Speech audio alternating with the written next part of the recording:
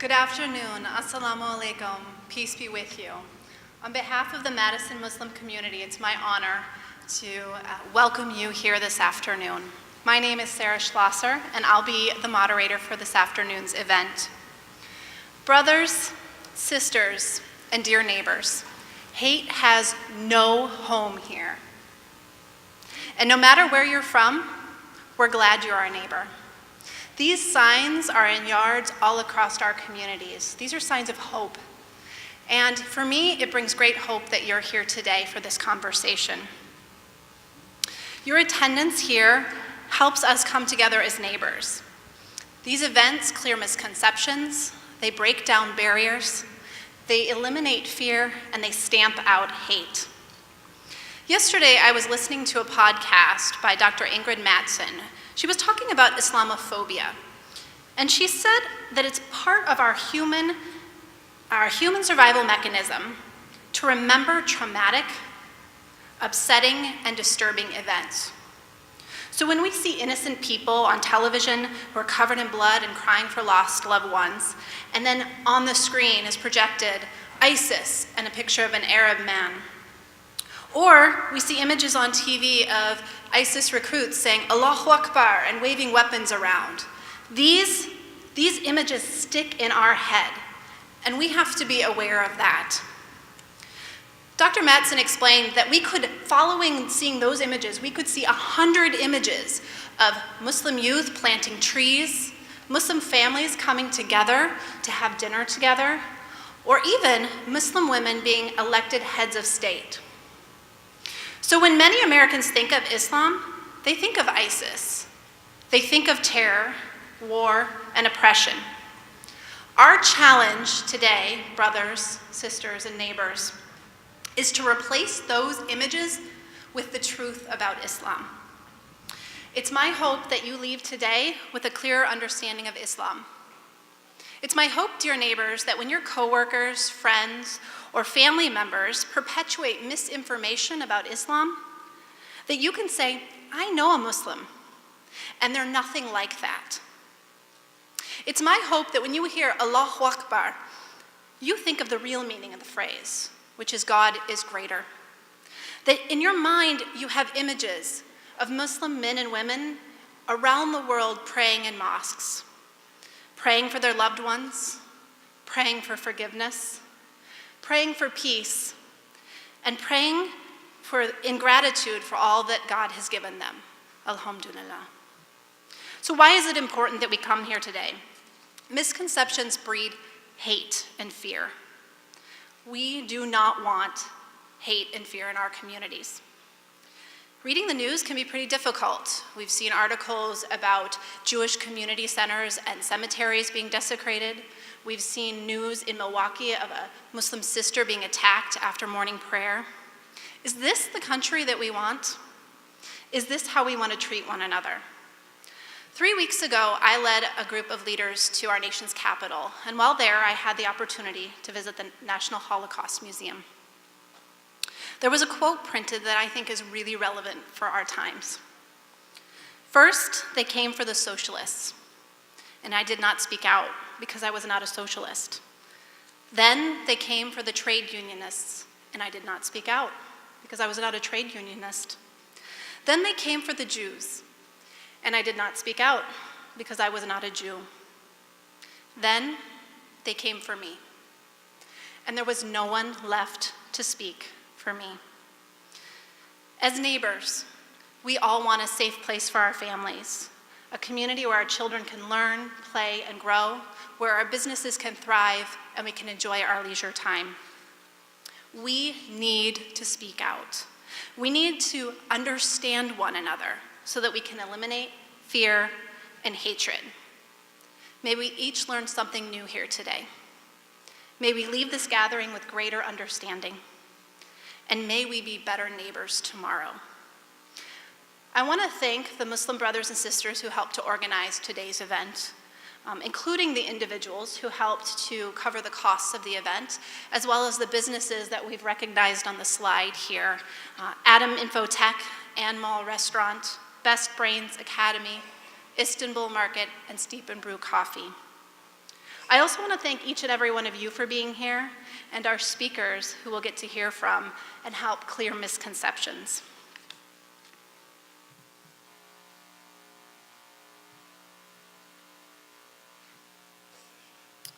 So you have an agenda in your hands, and on that agenda you will see that we've got a series of speakers that I will do some introductions of, and also a couple videos that we felt were very pertinent to today's conversation.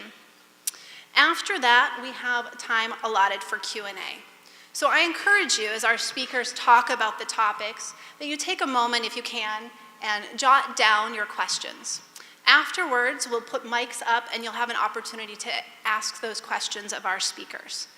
We will probably run out of time because that always happens in these events. So you'll notice on the bottom of your agenda there is an email that you can use to send any questions you might have that we do not get to today. So let's get started with the program. A February 2017 Pew Research study found about half of Americans think that at least some U.S. Muslims are anti-American. We've asked Dane County District Attorney Ismail Ozain to take a few minutes and speak on the topic of relationships with Dane County Muslims. Ozain is a prosecutor, father, and lifelong Madison resident. He's dedicated his career to public service, working to make our communities safer. He was hired in 1998 by then Dane County District Attorney Diane Nix. In 2008, he moved from that role to help with the Wisconsin Department of Corrections, where he worked to reduce racial disparities. In 2010, he was appointed by Governor Jim Doyle to lead the Dane County District Attorney's Office, which is the second largest county in the state of Wisconsin, handling tens of thousands of cases a year. Ismail Ozain is the first African-American district attorney in Wisconsin history. As a lifelong resident of Dane County, he wants to create a better world for his friends, his neighbors, and his family. Please join me in welcoming District Attorney Ismail Ozain.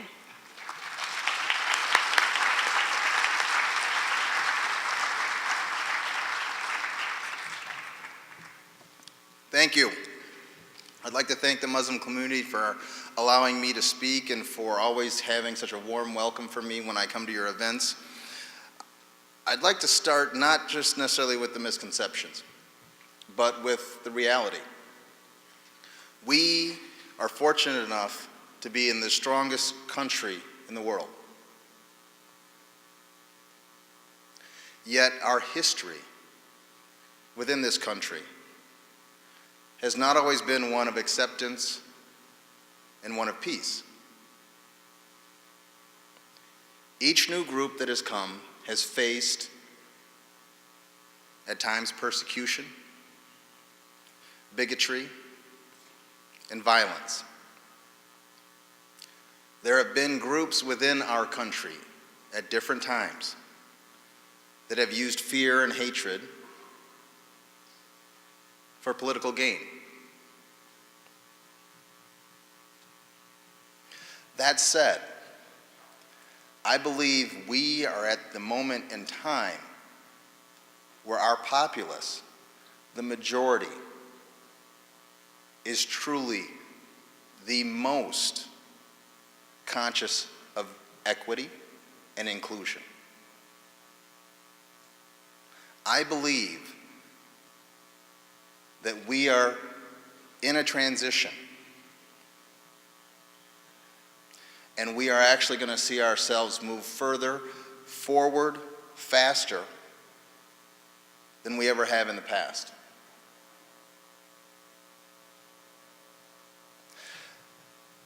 We, in this country, are founded on the freedom of religion and the freedom of speech. And for probably the majority, that means you are able, if you are Jewish or Muslim or Christian, to worship the God of your choice, right? Which is actually the same God for all. Taught by different prophets or different messengers. We must recognize that fact. Now, I'm not a religious scholar, so that's about as deep as I'm going to go into that meaning. But religious freedom also in this country means the freedom to have no religious belief at all. It means the freedom as well to speak your mind, whether offensive or not, to others. But we need to recognize that truth.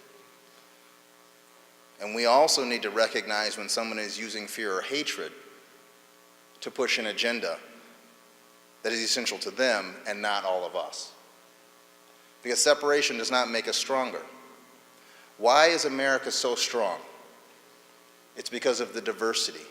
It's because of the difference of beliefs that come together and move us forward. Nowhere else in the world do you see an engine like we have here in America. And it's deeply troubling to me when those at the top of our political structure, for political gain, use fear and use the angst that our populace feels. Our economy is churning at probably the best it's ever done in history. Yet our people are stagnant within their wages, within their opportunities to succeed. We've gotten to a place where we are happy just to have employment. We as a people need to come together and say what is important to us. We actually are sitting in a time where the person at the top of our political structure, the most powerful person in the world, has made a statement that it is smart not to pay taxes. I am proud to be an American, and I am proud that every year I get an opportunity to make the best investment of my life for the future of my children and for the quality of life that I want to enjoy.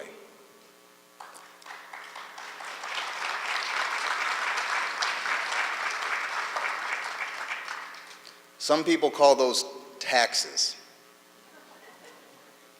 I call it the investment of a lifetime. It allows me to sleep at night. It allows me to know that the water out of any opening in my house is drinkable. It allows me to know that when I put gas in my car, I don't have to worry about whether there's water in it or not. And if there is, someone's going to hold someone accountable. It allows me not to worry when I go to sleep at night, that if there's a fire and I call, someone will actually come and help put out the fire. This is the beauty of America. This is the beauty of living here in Dane County. And the beauty of this, as a fellow prosecutor, John Vaudry, our U.S. Attorney for the Western District, who was just relieved after, I think, close to 40 years of service for the United States government, would have said, what you don't see and what I can see from here is the diversity and the beauty of our community. Because I get to see all of your faces, you just look at mine. And he's true. And that is a beautiful statement, and that is what Dane County is all about. It is about making sure that each and every one of us have a place, that each and every one of us have opportunity, and that each and every one of us have an opportunity to make the community stronger. And that is what the Muslim community has done here. I was at dinner last night with some friends, some very close friends from high school. And my friend's father said to me, you know, when I came here, there was no mosque. We now have 4.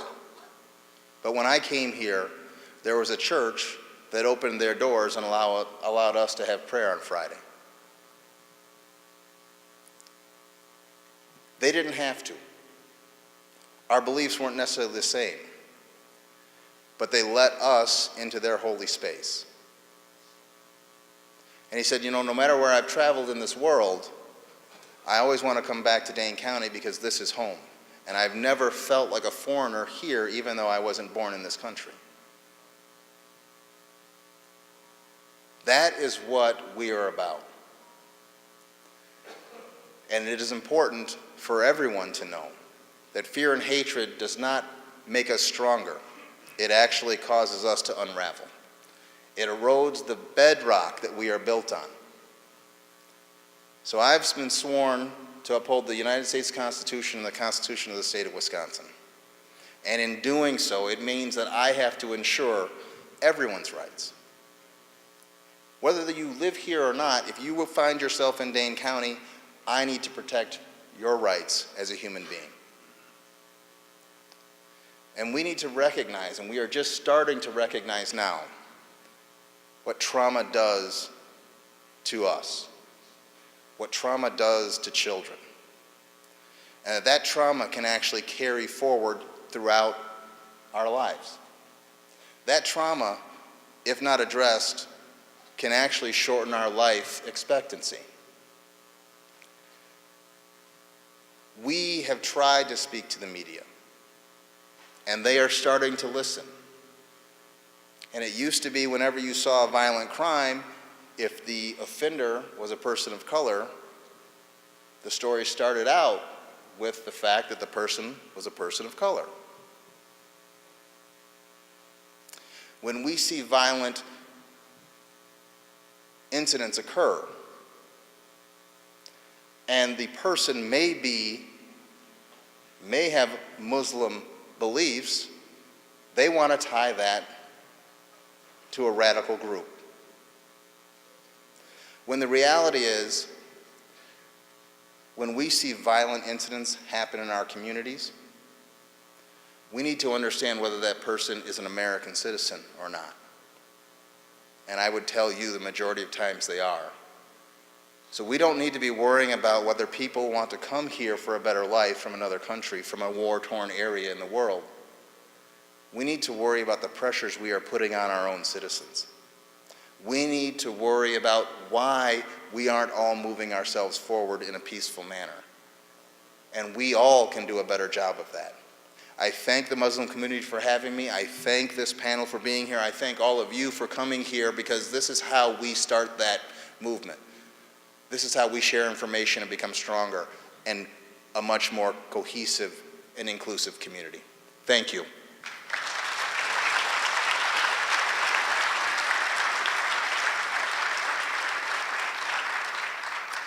Thank you, District Attorney Ismail Ozain. We appreciate your service to the Dane County community and your friendship. I want to go back to that Pew Research study I mentioned. In 2011, they found that a median of only 22% of Westerners said that Muslims are respectful of women. Let me say that again. They found in that study that less than a quarter of people, Westerners, believe that Muslims are respectful to women. And who among you hasn't heard that Muslim women are oppressed? Because the rights of women in Islam are so often misunderstood, we've invited Dr. Hadia Mubarak to speak on this topic. From ISIS's horrific enslavement of Yazidi, did I say that right? Yazidi women, to the Taliban's repression of women's rights, Islam's treatment of women has been a topic of contention. Do these actions have a basis in classical Islamic law? Or do they reflect a radical misapplication of religious texts? Dr. Mubarak is going to help us move beyond the headlines, beyond the fear. When one holistically examines both the Quran and the early prophetic teachings, we find strong evidence for female empowerment and autonomy, which contradicts patriarchy prevalent in some Muslim communities. Sister Mubarak is a lecturer on religion at University of North Carolina, Charlotte. She completed her PhD in Islamic Studies from Georgetown University. She previously worked as a senior researcher at the Center for Muslim-Christian Understanding at Georgetown University, and a researcher at Gallup Organization's Center for Muslim Studies. In 2006, she joined the the Islam in the Age of Globalization initiative, an initiative sponsored by the American University, Brookings Institute, and the Pew Forum. In 2004, she was the first female to be elected as president of the Muslim Students Association National. Her master's degree is in contemporary Arab studies with a concentration in women and gender, and that's from Georgetown University. Her bachelor's is in international affairs and English from Florida State University. Please join me in welcoming Dr. Hadia Mubarak.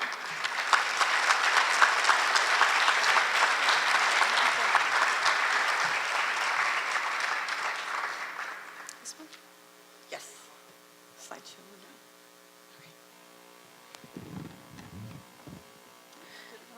I think it did. Yeah. Good afternoon. It's truly an honor to be here, and I would like to thank each and every one of you for sacrificing your precious Sunday afternoon to attend this event today. I cannot tell you how much it means to me and to so many others in this country to witness the goodwill of people like you who have the courage to question common assumptions, to reach out beyond your comfort zone, and to attempt to create spaces where we not only coexist, but we can also understand and begin to connect with one another. I'd like to start off with sharing my personal narrative with you, if you will indulge me. I consider myself, is there an echo or am I too close to the mic maybe? Okay, let me move back a little bit. I'm vertically challenged, as you can tell, so I have to come close to the podium. I'll move the mic away from me a little bit. I consider myself a hyphenated American. I'm Arab by heritage, an American by upbringing and birth. My father left Damascus in 1979 and moved to New Jersey to pursue his medical residency in cardiology. He married my mother, who was from Salt, Jordan, and they both moved to America to kind of live the American dream, if you will. My father, he always tells people that he considers himself a more patriotic American than those of us who were born in this country and had no choice to choose to be American. He says, I chose to be American because, of the freedoms that it gave me, the opportunities it gave me that he could never experience back in Syria, which again was really marred by a dictatorship, even from that time, from the 70s, really, since the Baathists took over. And he never imagined when he stepped on that plane in 1979 that he would never return to his home country, and he has actually never returned since then. And at this point, it's, as you all know, tragically almost a sheer impossibility to return. Religion was always an important part of my parents' life, and it was important for them that my siblings and I grew up with a sense of what it means to be a Muslim, with a accurate and proper understanding of Islam, but also to be able to converse in Arabic, to read in Arabic. So ironically, of all places in the world, they decided to move to the Bible Belt in Panama City, Florida, which is often known as the Bible Belt, the Panhandle, if any of you have visited. But the interesting thing, the reason they chose that area is at the time, the early 80s, there was an initiative to start what would have been the first Muslim hospital in the United States, as that would have been connected to an Islamic center and a Muslim school. So it was an opportunity to merge my parents' professional interests with their spiritual ones. But I really had the privilege growing up being able to read and understand the texts for myself. And it wasn't until I became an adult that I realized what a privilege this was. And it really sort of instilled a sense, this religious literacy, if you will, instilled a sense of confidence in me, especially as a woman, that I can access the text for myself, and I am not dependent or reliant on a man to tell me how God wants me to live my life, or what my place is as a woman. And I could access the text for myself, and I can tell you that it has been very empowering to me. I can give you so many examples. Earlier today, we were having this discussion, and I was telling them about my experiences in the Muslim world, in the Middle East in specific, where I've sometimes had to sort of debate with some religious scholars, who I felt were trying to deny me, a God-given right. So with that said, is this, have I moved forward? Oh, okay, so why is it not showing over here? Sorry, it's not matching on the, can we maybe put from slideshow? Is it on slideshow? Okay, well, I'll just refer to the screen. As long as you can see what you're supposed to see. I can't really see the same thing on here. I want to actually share with you an experience I had at 2 different mosques in my adolescence.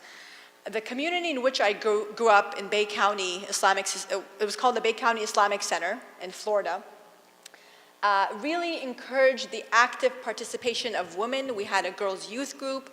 We were involved in holding community-wide events. There was no question as to whether or not a woman should be speaking in mixed congregation, with men and women.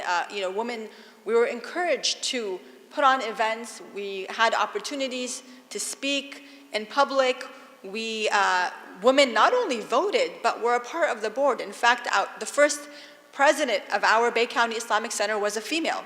And we did have one man protest, and he was told to leave the board if he wasn't happy with the fact that the president was a female. And so this was my experience growing up, and because of the orientation of the community in which I grew up, which was both educated and professional, and had an understanding of Islam that was rooted in the text and believed that, Islam needs to be lived in a way that is culturally and socially relevant. And because of this orientation to which I was exposed, I grew up believing that Islam is a progressive religion. And I had never questioned that. But then I moved to another city, 2 hours down the road from Panama City, called Tallahassee, Florida, where I attended undergraduate. I did my bachelor's there. And there was another mosque I attended called the Islamic Center of Tallahassee. And I found a drastically different experience for me as a woman, where we were cordoned off to a separate space. We could not see anything that was happening in the main prayer space. We were basically they converted a shed in the back of the mosque to a women's area, where we could only hear what was going on, but we could not be seen, nor could we be heard. And this, by the way, contradicts the first mosque that the Prophet established in 622 after the migration from Mecca to Medina, where women could be seen and they could be heard. Yes, they prayed behind the men, and yes, there was modesty and etiquette, but they were never relegated to being mere observers, as is unfortunately the case in some mosques today. So in this community, what I also found was that we were told as women that we were not allowed to vote in the general election, for the board of the mosque, that our husbands would vote on our behalf. Of course, I had come from a very different mosque in Panama City, Florida, and I found this unacceptable. So my friends and I, all of whom happened to be from Panama City as well, there was no university there, so most of us went to Gainesville. We either became Seminoles or Gators, if you're familiar with Florida. And we found it unacceptable. We stood up and we argued for our rights, and they did not allow us to vote, but I was told that later on they actually formed a committee to look into this question, and they did eventually allow women to vote in that mosque, but not when I was there. And this experience taught me 2 very valuable examples. One is that it taught me that there's no singular Muslim experience or interpretation of Islam. And that is something I constantly stress to my students. When we say the word Islam, like someone tells me, I want to research women in Islam, right? I make it clear. Make sure you understand what it is you're looking at. Are you looking at the Quran? Are you looking at the sacred text? Are you going to look at women in the prophetic tradition? Will you look at women in Islamic law or historical practices? Or are you looking at lived practices of Muslims today? And if you are, which Muslims are you going to look at? Are you going to look at Muslims in South Africa, Muslims in Indonesia, who happen to comprise the largest percentage of Muslims worldwide, are Muslims in Indonesia, or Muslims in Saudi Arabia, right, which is usually the kind of have, for some reason, become the image of Muslims around the world. So I want to, in having this conversation about women in Islam, remind all of us that, Muslims, there's a rich diversity of Muslims around the world. There is at least 1.8 billion today. The 1.6 billion is from 2010, Pew Research Forum. There's over 57 Muslim majority countries. And yes, they may, at least the Muslim populations in those countries all follow Islam, but you do find different orientations and different understandings of the same text, different understandings. And in fact, historically, there was a healthy pluralism within Islamic law itself. But to move forward, how do we assess Islam's treatment of women, right? And what should we be looking at? And I would argue that we shouldn't assess Islam's treatment of women based on the policies of a modern nation state like Saudi Arabia, which is, by the way, a very patriarchal state, without question, a very patriarchal state. We shouldn't base Islam's treatment of women based on what the Taliban were doing between the 1980s and 90s. Yet we should look at the authentic sources of Islam throughout the last 1,438 years of the Muslim community that has existed throughout the world. What have its scholars and followers alike deemed to be the authoritative sources of Islam? And those are, first and foremost, the Quran, which Muslims believe is the word of God itself, and the Prophet's example, which we have preserved through his biography and through his traditions, called the hadith. So, it's very difficult that I can't see. I don't know why I can't see my slides. Try to move forward. Okay, so the Quran's teachings on gender, what are they? First of all, we find this idea of ontological equality, that men and women are ontologically equal. What does that mean? They are created from the same substance, from the same soul, and they share the same purpose of existence. We also find that the Quran emphasizes that men and women have the same capacity for moral agency, choice, and individuality. And we'll look at specific examples of this. And also the Quran holds men and women to the same standards of behavior and applies the same standards to judge between them.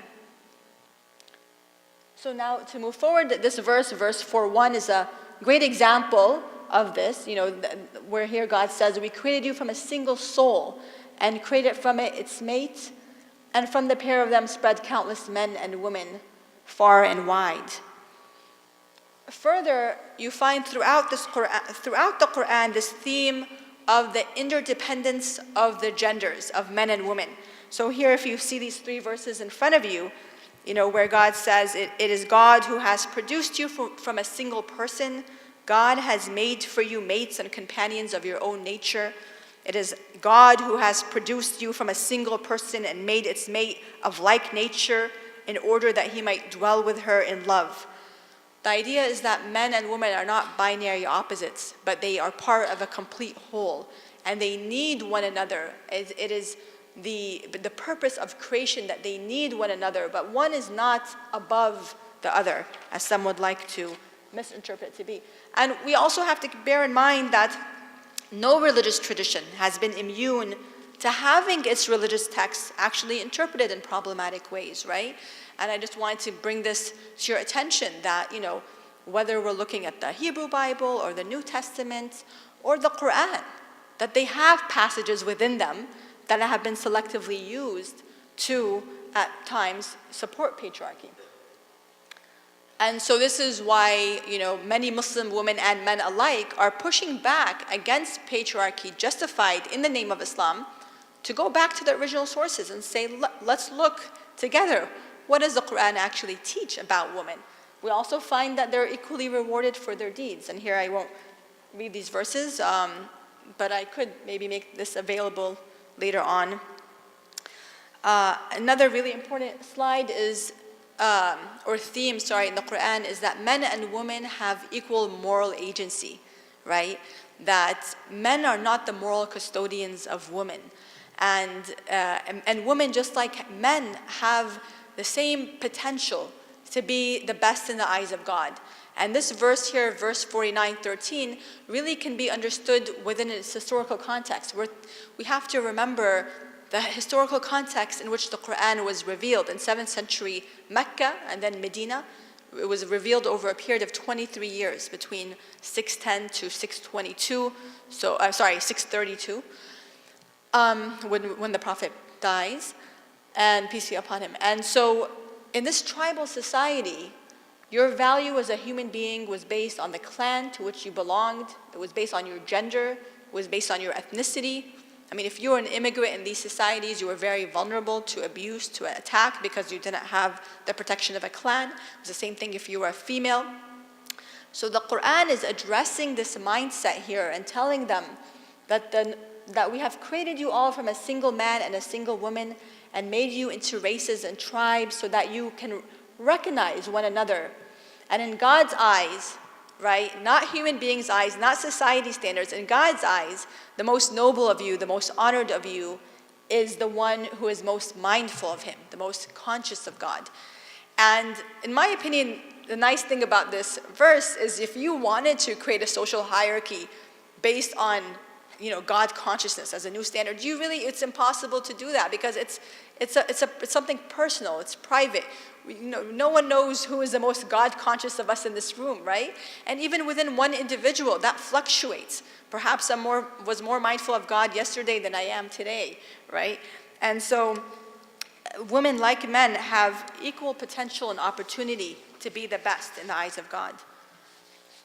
Further, this is similar to the previous one where men and women share the same purpose of creation. And also, how does the Quran describe the relationship of men and women in a society? This term, I do not translate it because I find it very significant. It says, the believers, I'm quoting from the Quran, and I'm sorry, I do have it in front of me on my notes here. I can't see my slides. The believers, both men and women, are awliya of one another. Awliya is the plural of wali. And wali has many meanings, and it's often used in the legal context to mean guardian, to mean one. So if an orphan is left without care, the wali is the one who would take care of the orphan's assets, financial assets, until he or she grows of age. Also within a marriage, in 3 of the 4 legal schools, a wali is a woman's male guardian, someone who you trust, you trust their competence to act on your behalf.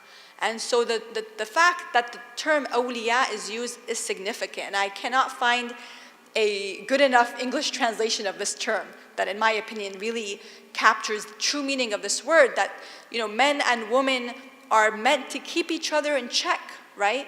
Because if you read the rest of the verse, they order what is right and forbid what is wrong. And so they are both entrusted with this obligation. Men, again, do not have any level of moral authority over women.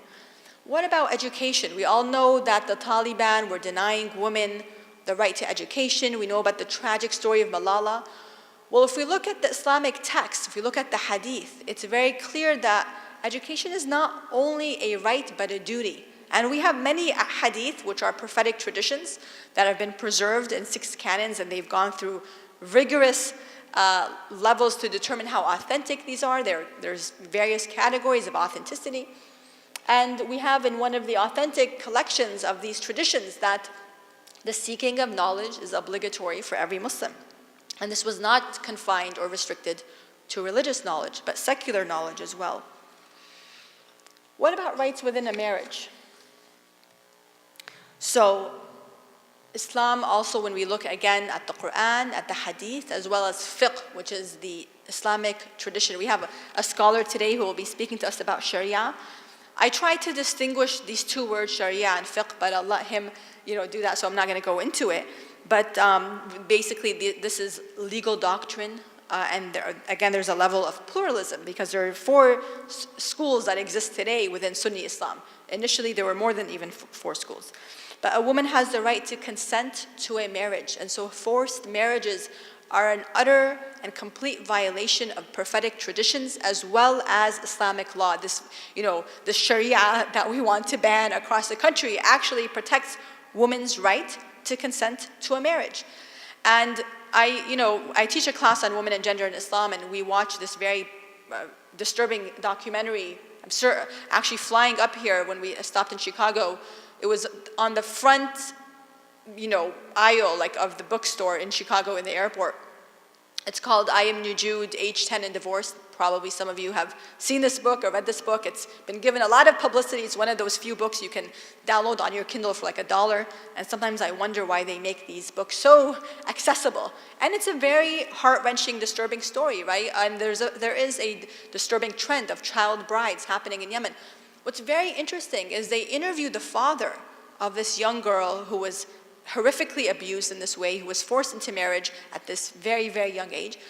He doesn't cite the Quran or a hadith or even his religion as to why he did what he did. He says, I was poor. I'm poor. It was one less mouth to feed. And also, basically, he was going to pocket her marital gift. A woman in Islamic law, which is one of the points I have on here, has the right to receive a meher, a marital gift. And usually this was a significant financial amount of money, enough. These are based on court records from the Mamluk and Ottoman periods. The marital gift a woman received coming into a marriage was enough for her to buy property with this. It was to give her a level of financial autonomy coming into a marriage. So this father of this young Nujud, some of you may have read this book or seen the documentary, wanted to pocket her meher. And according to classical Islamic law, we're looking at centuries ago, any meher given to anyone other than the bride is good as it have not as good. They basically said it was as good as it as it have. I'm translating in my mind. So basically, it's good as it has not been given at all. Basically, that it's like you did not give her anything if you gave it to the uncle or to the father or to anyone other than the bride. So it was her own rights. She also had the right to put stipulations in the marriage contract, and this was deemed acceptable in the legal schools, that she could put a stipulation that said, if he was going to marry her, she didn't want him to travel for so long or marry a second woman, or other stipulations. She has the right to financial maintenance.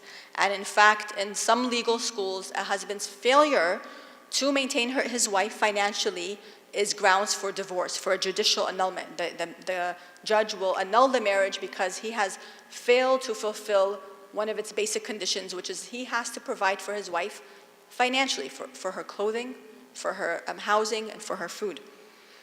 I want to move on also to a woman's sexual rights. We often tend to think that, especially with what we're hearing with ISIS and unfortunately the horrific what's happening to the Yazidi woman, and obviously, I don't want to go into that in specific, but there's absolutely no justification for what they are doing, and obviously on many levels, not just to the Yazidi woman, but the violence, right, that they are inflicting upon Muslims and non-Muslims alike.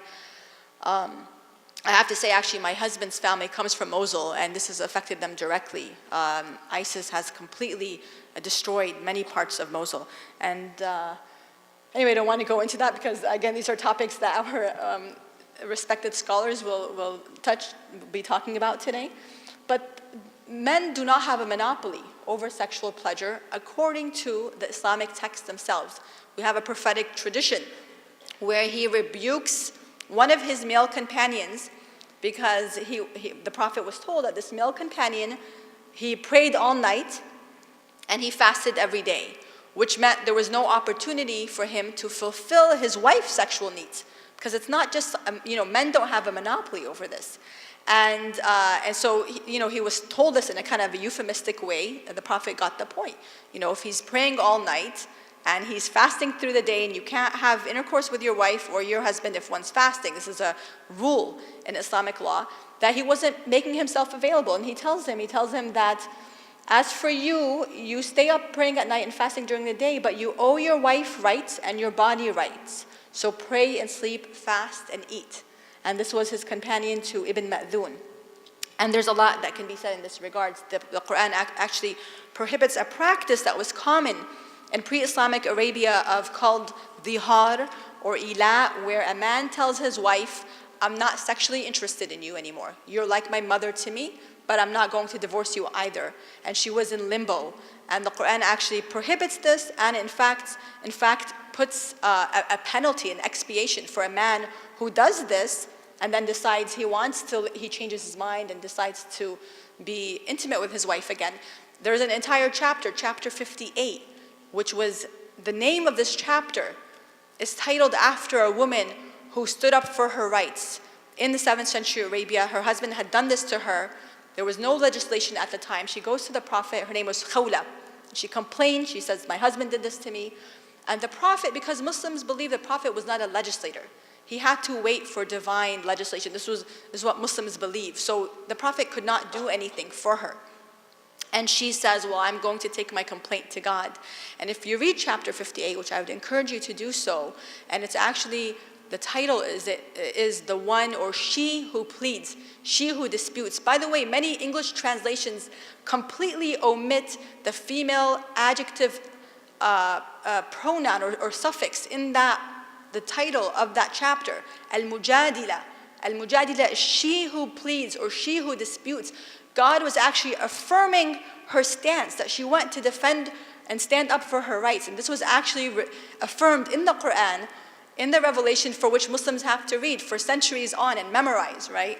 And if for some reason, in many English translations, you will find it translated as a disputation, right? And that feminine, the fact that it's a feminine adjective, just completely omitted.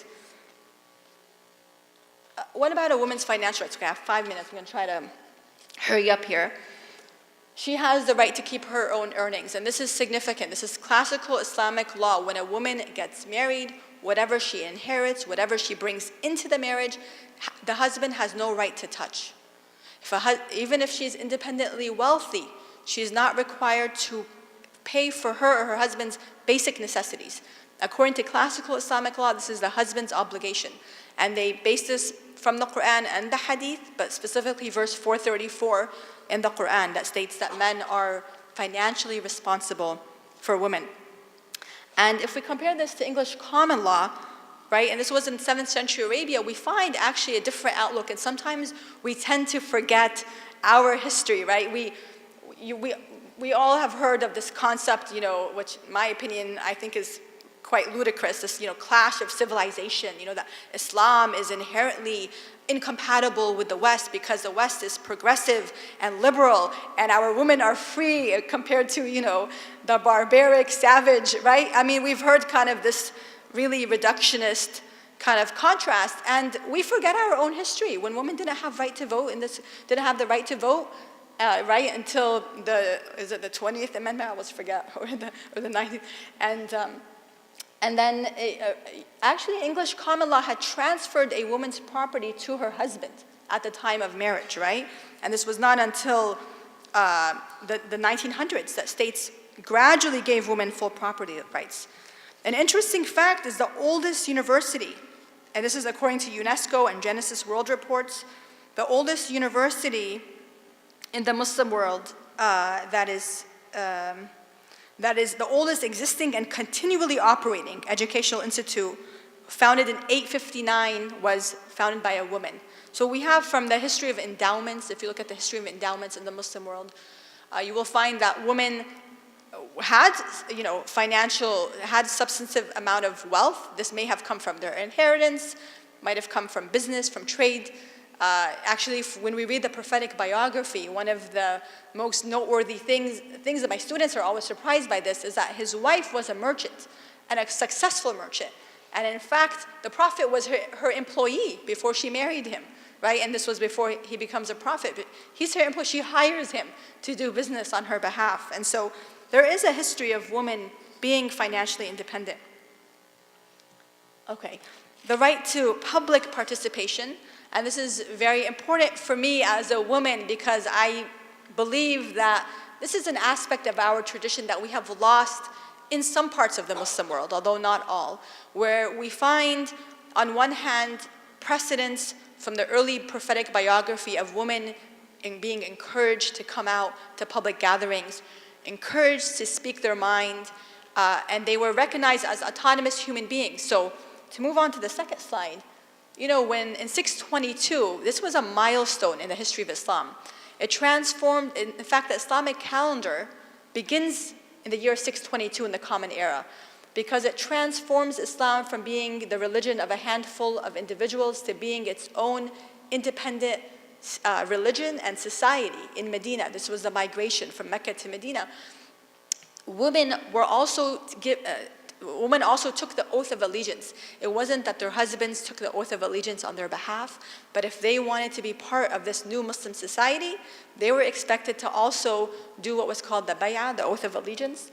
They also were consulted in policy making. In 644, after the death of the second caliph, a committee is put together asking the women and the men, kind of a referendum, who they wanted of two candidates. At the time it was Ali and Uthman. And so I find it to be a tragedy when you have countries like Kuwait, just a few years ago, debating whether or not women had the right to vote in Islam, right? And you can see the regression that has happened in some parts of the Muslim world, by all means, not all, right? And we have to remember the diversity, but for some reason, we take the Gulf as being caricature of the entire Muslim world when they really represent a small amount. I mean, the Gulf, the culture of the Gulf is different than the culture of the Levant of the Arab world, or North Africa of the Arab world. And then all the Arabs together comprise only a fifth of the Muslim population, right? So with that said, I think I'm out of time. One last thing I wanted to talk about was hijab. So I would encourage you, if you have questions on the hijab, which I would love to elaborate on, please feel free to ask during Q&A, and hopefully we can get into this during Q&A. I had a feeling I wouldn't have time to get into it during my talk. So please feel free to ask me about hijab. Thank you so much.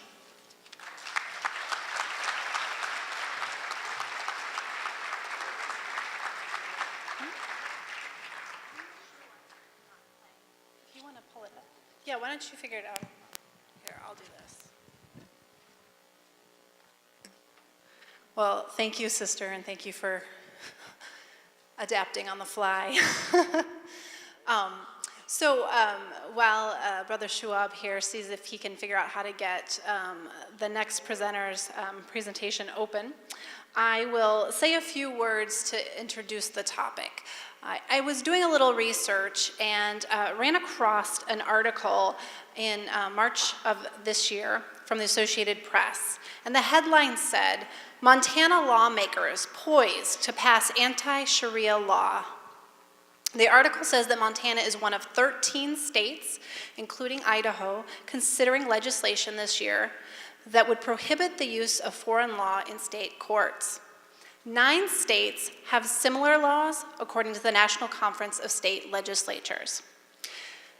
Then I wanted to sort of circle this around, though, before I introduce our speaker, to a May 2015 article in the Huffington Post. The author says many states have successfully passed or are considering laws to prohibit the application of Sharia or foreign law. But are these misguided? And she goes on to quote Michael Helfand, who's an associate professor at Pepperdine University School of Law. He told the Huffington Post that the threat of Sharia law is negligible. In fact, he said the steps taken to ban Sharia are actually more worrisome. The real worry is actually when we take a non-existent threat seriously and start incorporating it into our legislation. He talks about an example, and this is a great transition off of the sister's speech, a 2012 case in which a Muslim woman had signed her mahar agreement with her husband. And that agreement, as we talked about, as the sisters talked about, was her marital agreement. It would allow her to receive $677,000 in the event of a death or divorce. The jury chose not to consider that contract because Kansas law forbids the application of, quote, foreign law in their court. So to help us understand this foreign law, we have a guest, Sheikh Asfar Uden. He is the Imam of the Islamic Foundation North in Libertyville, Illinois. The Sheikh completed his memorization of the Quran at age 12. Graduated with a bachelor's degree from Benedictine University. His degree is in education with a minor in history. He returned to the Institute of Islamic Education to pursue his goal in becoming an Islamic scholar, and is currently obtaining a master's in Islamic theology from the American Islamic College. Brother Uden has been awarded the Bernardine M. Lancer Memorial Scholarship for Teachers, the Arthur J. Schmidt Foundation Future Leaders Scholarship Award, and the Anthony L. La Scala Leadership Endowed Scholarship. He's the CEO of Concise Advice, a YouTube channel geared towards teaching different aspects of Islam. Please join me in welcoming Sheikh Asfar Al-Udn to the podium.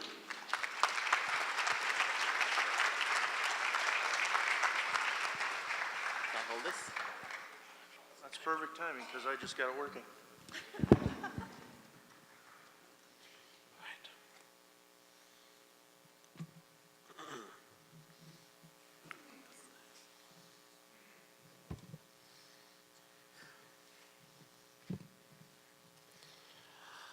بسم الله الرحمن الرحيم الحمد لله والصلاة والسلام على رسول الله وعلى آله وصحبه أجمعين. In the name of God, the most gracious, the most merciful. Peace be upon all of you. It's an honor to be here speaking alongside these excellent speakers. And I want to thank the organizers for setting this up. Prophet ﷺ said,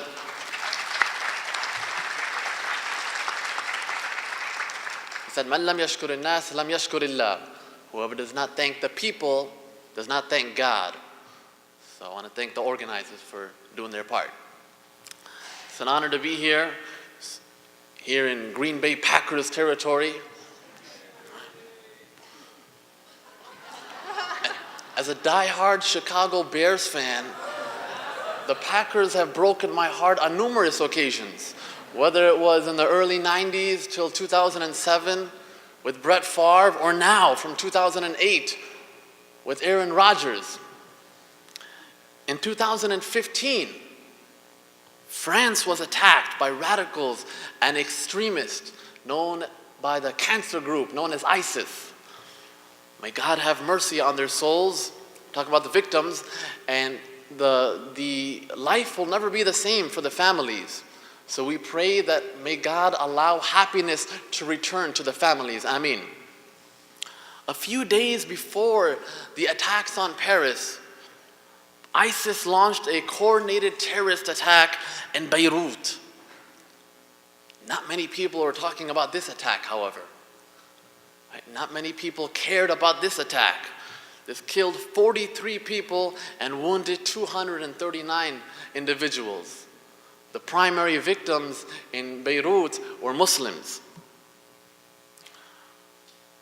There are numerous statements by Muslims and condemnations by Muslim scholars on ISIS. There have been numerous books written on refuting ISIS and its radical ideology and its corrupt ideology.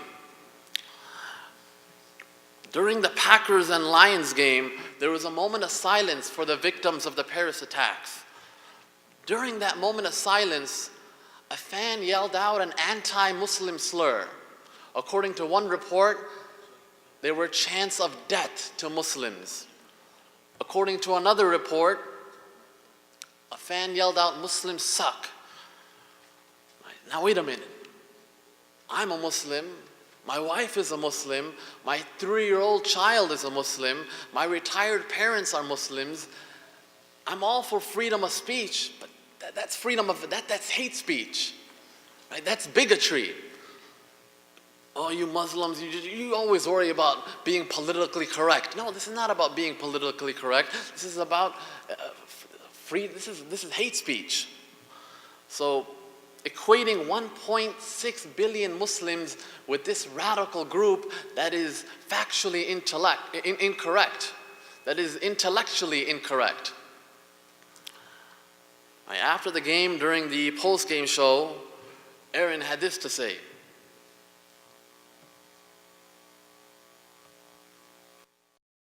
It's that kind of prejudicial ideology that I think puts us in the position that we're in today.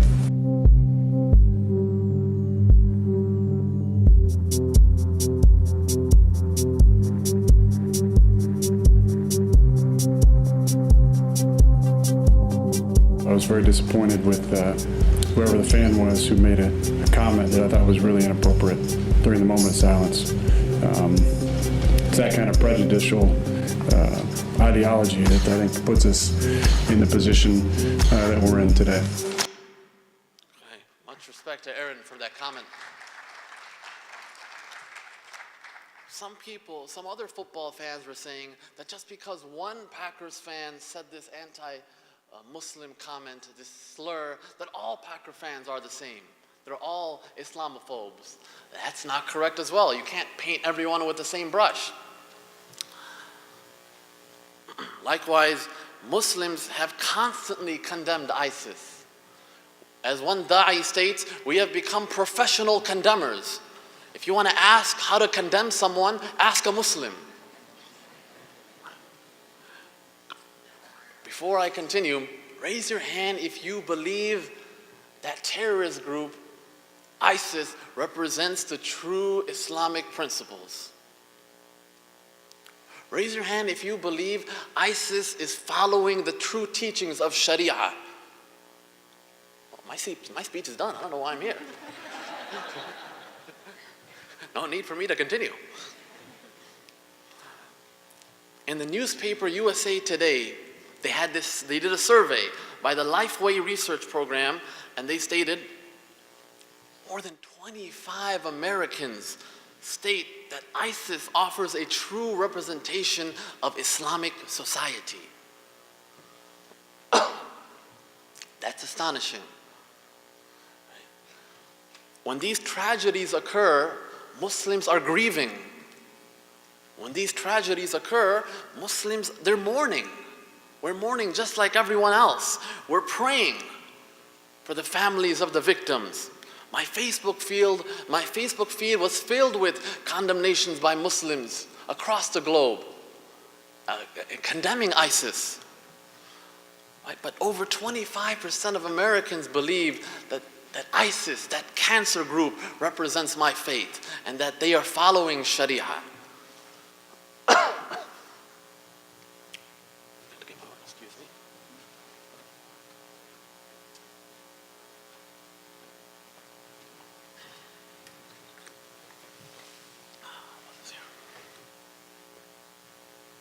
So my first go-home message: ISIS may affiliate themselves with Islam.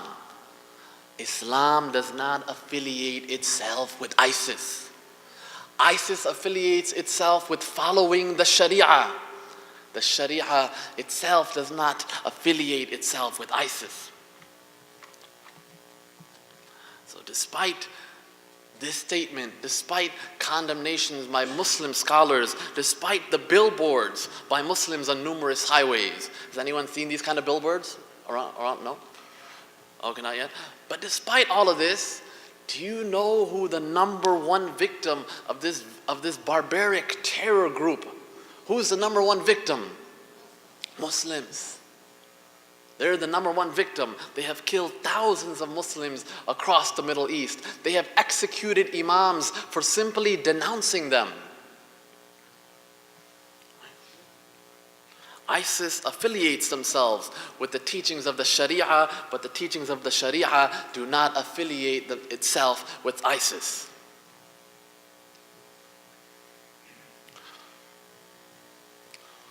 I went to an interfaith event a few months ago.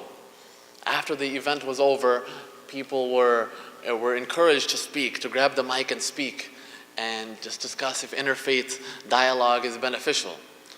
One sister grabbed the mic, a Christian sister, she said, you know, I didn't really like Muslims. I didn't like the way they look. I didn't like the way they talk. I didn't like the way they prayed.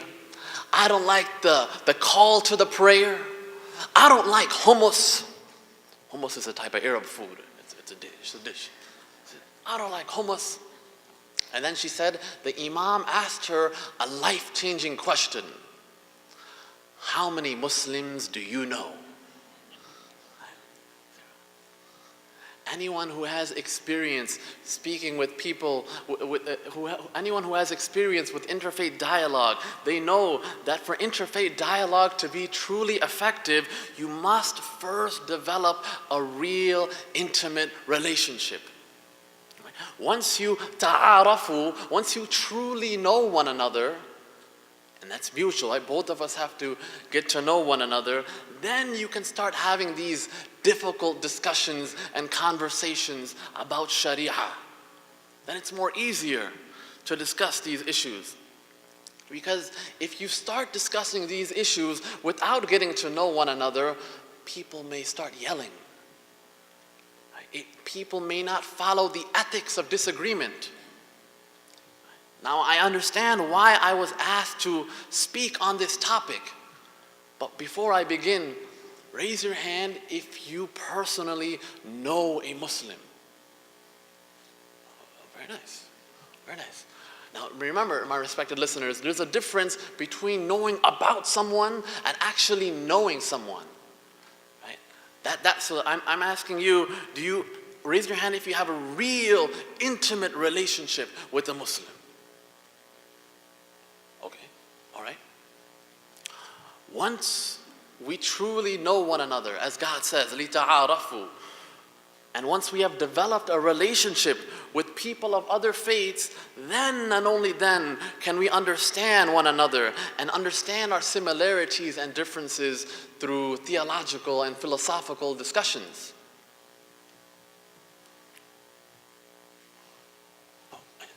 That's a picture of me and Rabbi Ari and Pastor Alex fooling around in the synagogue. And there's Pastor Lance and Pastor Mike.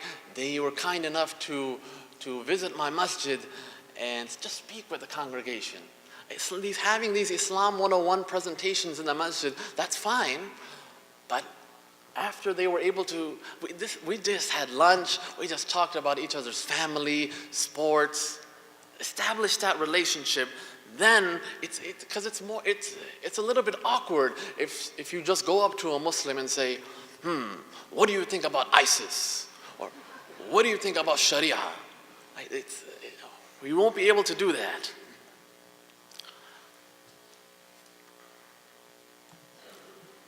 All of us are scared about something, one or the other.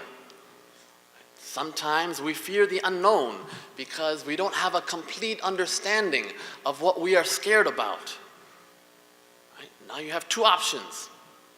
You can believe in the stereotypes. Right?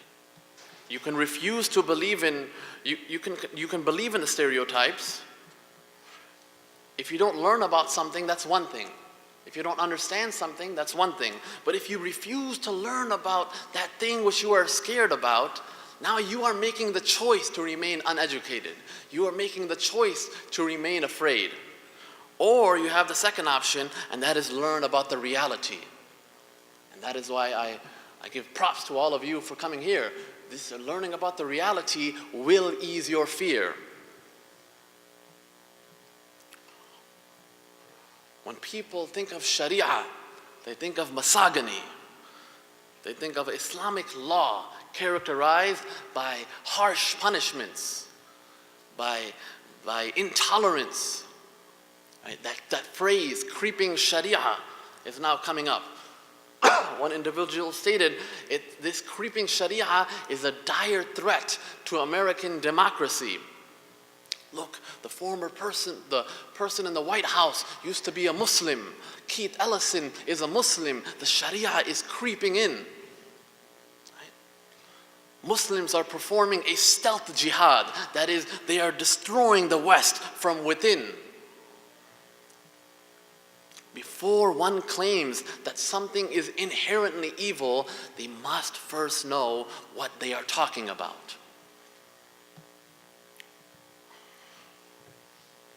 People say, this Muslim committed this crime in the name of Sharia, I will scratch my head and I say, what Sharia are they talking about? I studied Sharia formally for 5 years. I'm continuing to study Sharia. Never has the Sharia sanctioned killing innocent civilians. Never.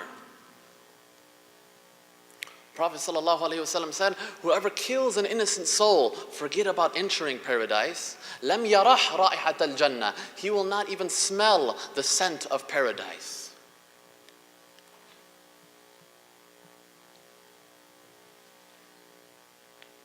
Excuse me.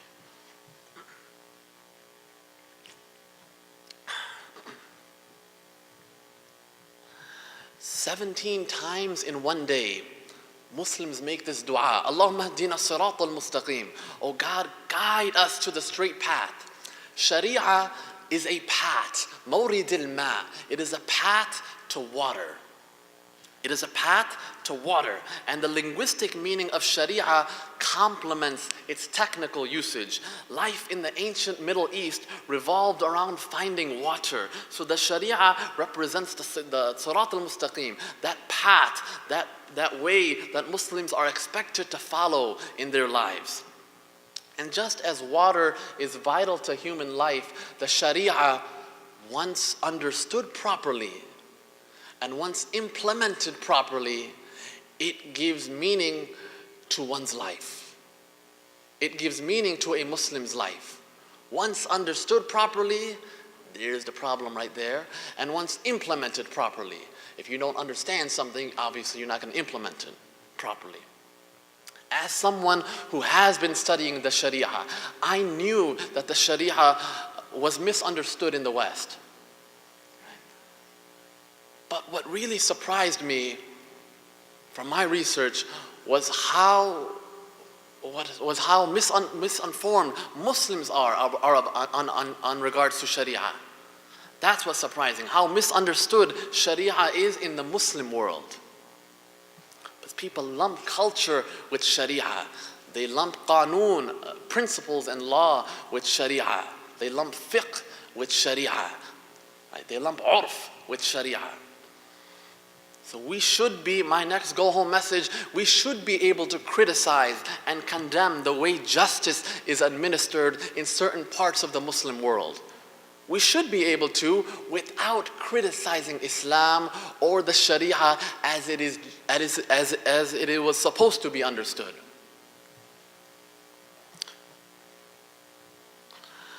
Dr. Asifa Qureshi, a woman, a scholar of Islamic law and the US constitutional law, she said, don't call it Sharia law. Don't call it Sharia law, because law in the West has everything to do with the government. Law in the West has everything to do with the state. Law in the West is connected to what the state encourages you to do through taxes or punishes you through criminal law. Something is a law because the government says so. That's not a direct correlation with Sharia. Sharia is not out there to represent the Constitution. I like our Constitution. 3 separate branches of government, each having their own power, along with a system of checks and balances should any branch get too powerful. In the West also, we have things that govern our lives that are not part of the Constitution. Some people call it ethics. Some people call it morality. Muslims may call it Sharia. Sharia is guidance from God in order to get closer to God. Sharia is guidance from God according to the Quran and Sunnah to get closer to God. In America, as far as public law is concerned, the Sharia commands Muslims, Ya ayyuhalladhina amanu, awfu bil uqud. O you who believe, fulfill your contracts. Follow the law of the land. وَأَوْفُوا بِالْعَهْدِ إِنَّ الْعَهْدَ كَانَ مَسْئُولًا. Fulfill every covenant. You will be asked about every covenant that you make on the day of judgment. That's a commandment, it's in the Quran.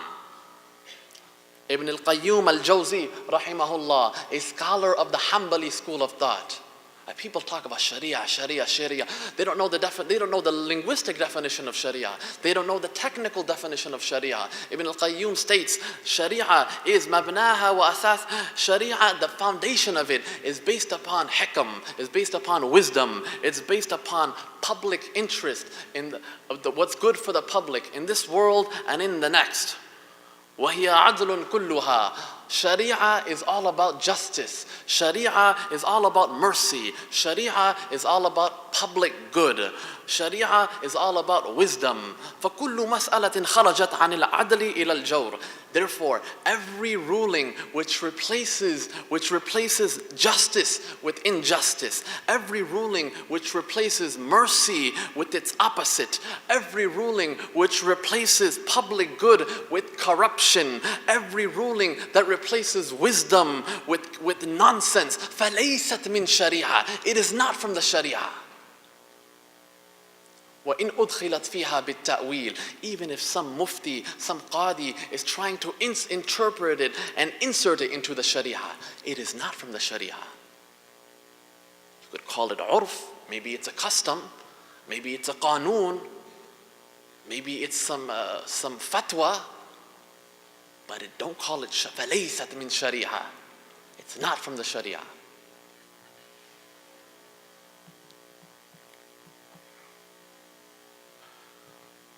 People talk about Sharia all the time, but if you ask them, what are the maqasid of Sharia?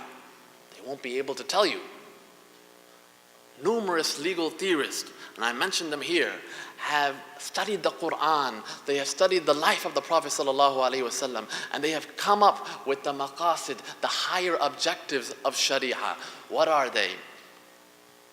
Number one, hifdhun nafs, to protect life.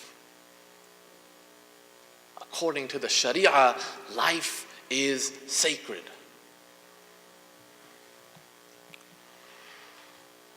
If the objective of Sharia is justice, if the objective of Sharia is to prevent corruption, then why the hate? Why the negativity? I said it before, I'll say it again. It's not understood properly and it's not implemented properly by some Muslims. People ask, is there a problem with Sharia? Is there a problem with Islamic law? By Islamic law, if you're talking about Sharia, then no. There is no problem with Sharia. Sharia is beautiful.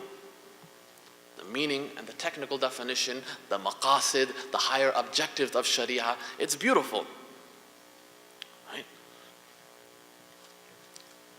And I said it before, I'll say it again. The Sharia commands Muslims to adhere to the law of the land. If someone is engaged in certain acts which are not permissible in the Sharia, a Muslim is prohibited to take the law into his own hands and play the role of judge, jury, executioner. Even in countries where the Sharia is the law of the land, a Muslim is prohibited to play that role of judge, jury, executioner. It is categorically against the principles of Islam that just because someone is involved in un-Islamic behavior, for example, homosexuality is forbidden in Islam. Right? No ifs or buts. But if someone is engaged in that behavior, it is prohibited against, it is categorically against the principles of Islam to kill innocent human beings just because they are involved in un-Islamic behavior. How do Muslims practice the Sharia? Like the First Amendment allows complete freedom of religious practice as long as people respect other people's rights. And this goes hand in hand with what the Quran teaches. La ikraha fi din. There is no compulsion in religion. This goes hand in hand with the teachings of the Prophet Muhammad, upon him be peace, and the covenants that he used to make. So what does Sharia cover? Ibadat, religious worship, right? Rituals, how to pray properly, how to fast properly, how to attain taqwa, how to become more God conscious, the rules of going to Hajj. Mu'amalat, Sharia covers private social interactions, family issues, rules in regards to marriage, rules in regards to divorce, rules in regards to inheritance. As far as public law, the Sharia commands Muslims to follow the law of the land. fiqh, jurisprudence. It is necessary to clearly distinguish the concept of fiqh, jurisprudence, and the concept of sharia. Fiqh is derived by the fuqaha, by the jurist, under the umbrella of the science of usul al-fiqh, such as ijma' and qiyas. Fiqh, right?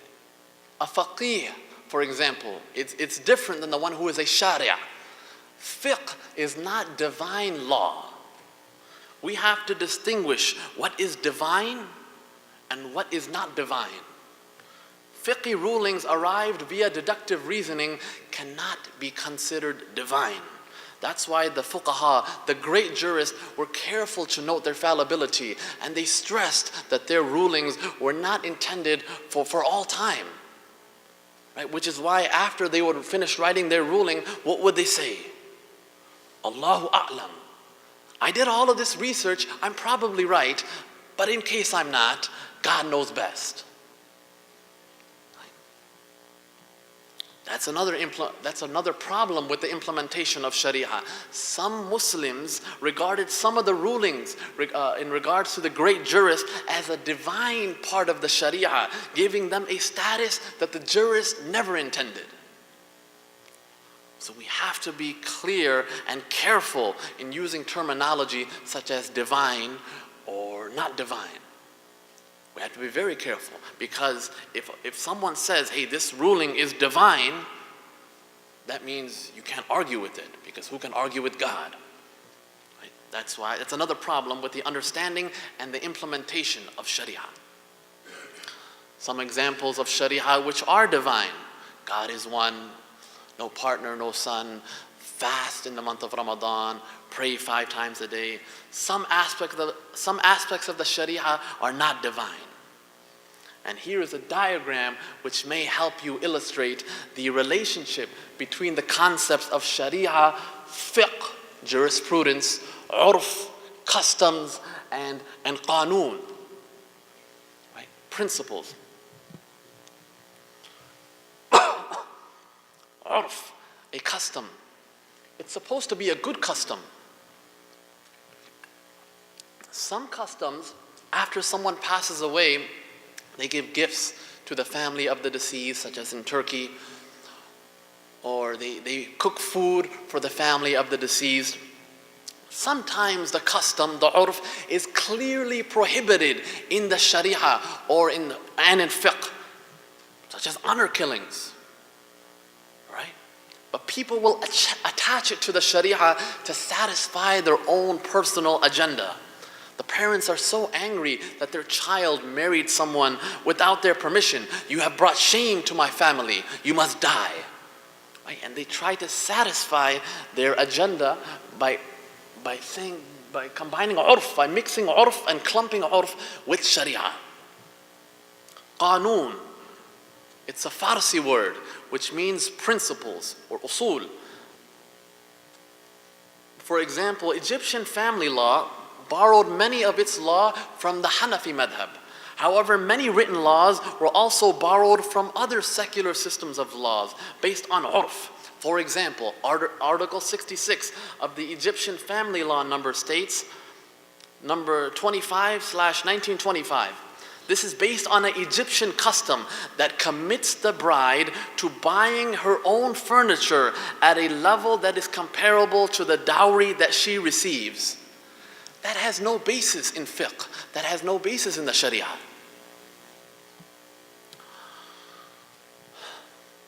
In conclusion, Muslims, American Muslims, are just trying to follow Sharia in their own personal life. The Sharia, like people ask you, what is Sharia? Tell them this: the Sharia obligates Muslims to adhere and to follow the law of the land.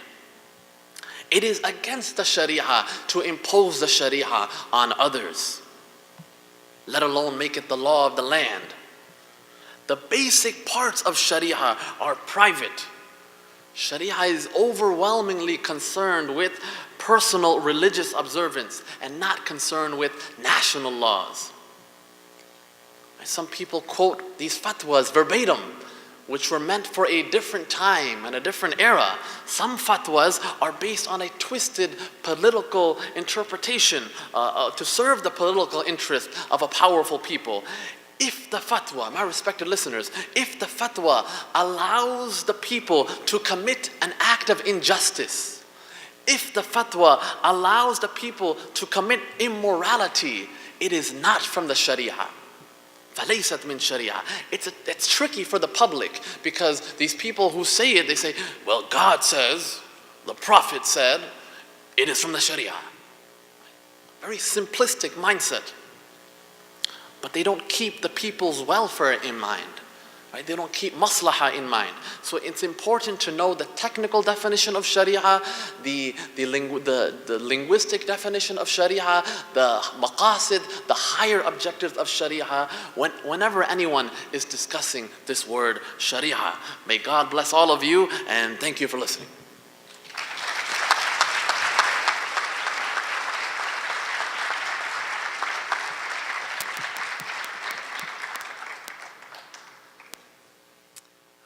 Thank you, Brother Uden. We have a couple videos that we want to show, and we selected these specifically because of the very thing I talked about earlier, and the theme that's been running through here is that fear and hate can get fostered in our communities. And so we selected a video from British Prime Minister Theresa May. It's an excerpt from a speech she gave in 2014. And then the second video that I will show is from Canadian Prime Minister Justin Trudeau in response to the January attack at the Quebec Islamic Cultural Center.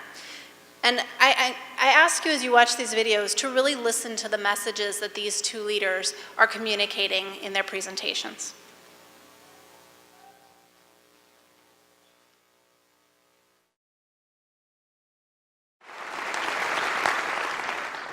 I could go into a lot more detail. But instead, I'm going to talk to you about the deadly terrorist threat we face. David Haines was a tireless humanitarian worker who helped Muslims not just in Syria, but in Bosnia, South Sudan, and Libya. 2 weeks ago, he was murdered by terrorists simply for being British. His murder followed the equally barbaric killings of James Foley and Stephen Sotloff, American journalists who were reporting to the world the plight of the Syrian people. The terrorists who murdered David Haines like to call themselves the Islamic State. But I will tell you the truth. They are not Islamic, and they are not a state.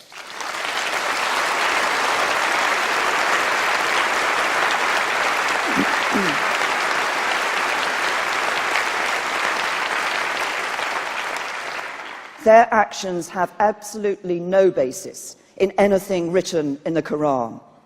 What they believe has no resemblance whatsoever to the beliefs of more than 1 billion Muslims all over the world. And, like all the other Islamist terrorist organizations, they have caused the deaths of many thousands of innocent Muslim civilians. But we will not prevail against the terrorist threat through military strength or counter-terrorism powers alone. We need to defeat the ideology that lies behind the threat. The extremists believe in a clash of civilizations, a fundamental incompatibility between Islamic and Western values, an inevitable divide between them and us. They demand a caliphate or a new Islamic state governed by a harsh interpretation of Sharia law. They utterly reject British and Western values, including democracy, the rule of law, and equality between citizens, regardless of their gender, ethnicity, religion, or sexuality. They believe that it is impossible to be a good Muslim and a good British citizen, and they dismiss anybody who disagrees with them, including other Muslims, as a non-believer. This hateful ideology has nothing to do with Islam itself.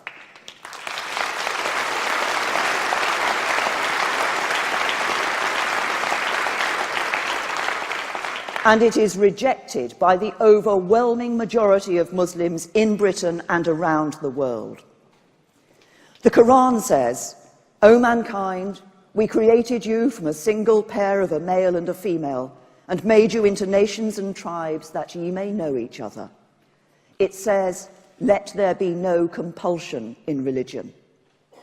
So let this message go out from this hall, that the extremists will never succeed in dividing us. Let the message go out that we know Islam is a religion of peace and it has nothing to do with the ideology of our enemies. Let us stand.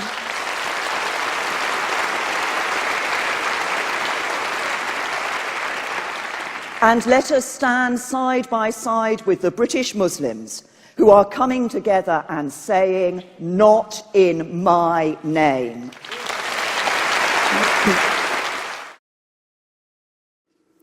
It was with shock and sadness that Canadians heard about a despicable act of terror last night in Quebec City. By current counts, 6 people worshipping at the Quebec City Islamic Cultural Centre have lost their lives, with many others seriously injured. This was a group of innocents targeted for practicing their faith. Make no mistake, this was a terrorist attack. It was an attack on our most intrinsic and cherished values as Canadians, values of openness, diversity, and freedom of religion. Our hearts go out to the families of the victims. These people were just that, people, ordinary Canadians. They were brothers, uncles, fathers, and friends. These were people of faith and of community. And in the blink of an eye, they were robbed of their lives in an act of brutal violence. I know that already there's a deeply personal connection here in this very house. The Member of Parliament for Louis Hébert knew this community and has joined them at the centre many times. He's with them now as we speak today. And to each of my 337 colleagues in this House, Mr. Speaker, remember that we are all leaders in our communities. At times like these, our communities need our leadership. It is in these moments that we must show ourselves worthy of the honor of sitting in this place for them. Reach out to your friends and neighbors. Gather your communities. Be there for their people, for your people. They need you. To the injured, to the family members of these innocent victims, to the people of Quebec, and to all Canadians, know that we will get to the bottom of this. Such senseless violence has no place in Canadian society.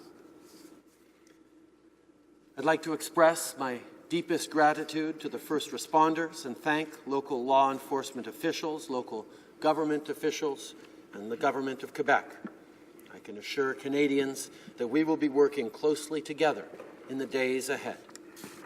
I'd also like to thank the many political and faith leaders from around the world who have reached out since last night's events. Your thoughts and condolences are greatly appreciated. Canada has long been a diverse and accepting nation. We are kind, we are generous, and we embrace one another not in spite of our differences, but because of them. It is in tragic moments like this that we must come together in order to move forward. Canadians will not be broken by this violence. Our sense of spirit and our sense of unity will only strengthen. The people who commit these acts mean to test our resolve and weaken our values. They aim to divide us, to sow discord and plant hatred. We will not close our minds. We will open our hearts. Mr. Speaker, my friends, my fellow Canadians, let us strive to be the best version of ourselves in these dark hours.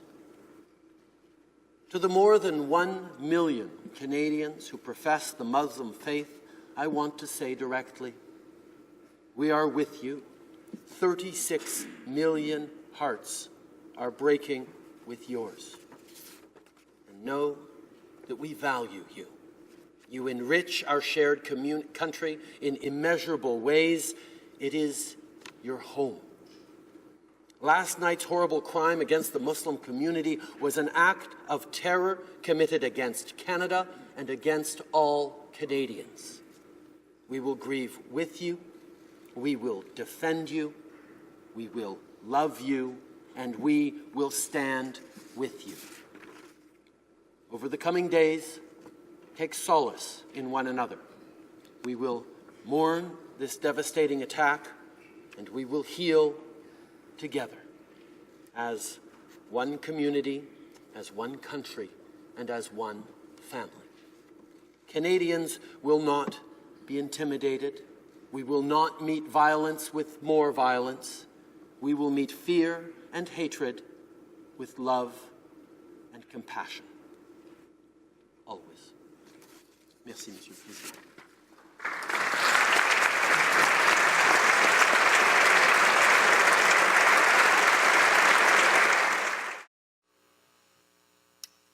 I don't know about you all, but I don't know how many times I've seen that video, and it continues to bring tears to my eyes. So when I think about these, can you pull up the middle one? Ah, I see it. Thank you. Technical difficulties. All right. Okay.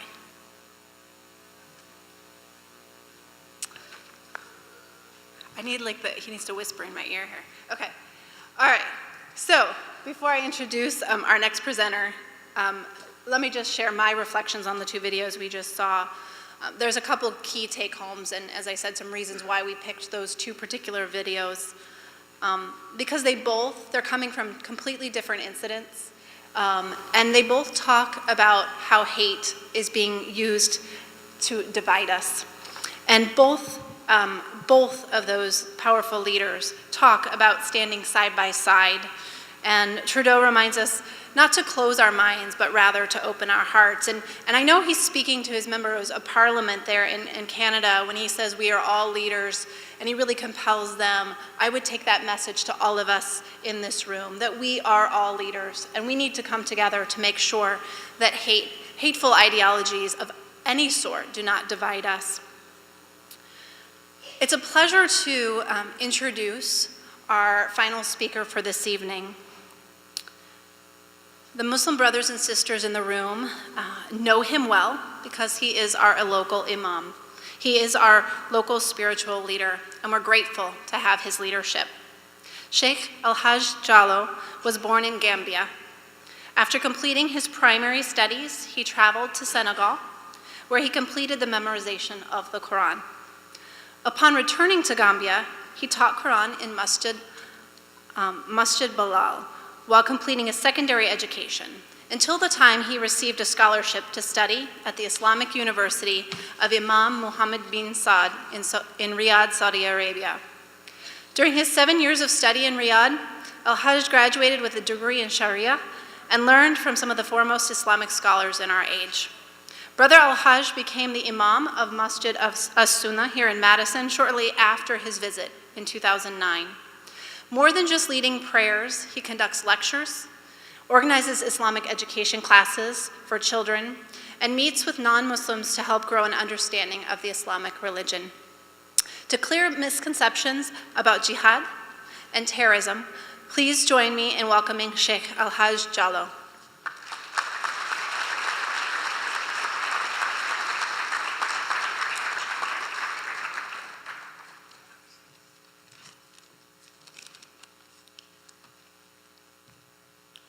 Alhamdulillah, salatu wassalamu ala rasulillah wa ala alihi wa sahbihi wa man wala. I praise God, I thank Him.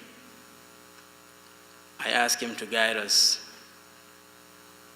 to the right path I ask Him to forgive our sins. Brothers and sisters, I'm very honored to be here before you to talk about a topic that needs to be talked about, which is jihad and terrorism. But before I start, I will thank the Madison Muslim community for organizing such an event, and also to thank you for coming. I think the Madison Muslim community cannot thank you enough to always respond whenever they invite you in the events.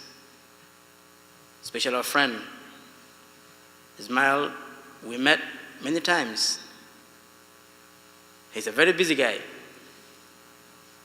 but he always makes time to come. I think Madison is our home. We're working together to make sure that everybody feel that he is in his or her home, and we'll continue doing that. Thank you for giving us the opportunity and opening your arms for us, and let us continue together doing that. My topic,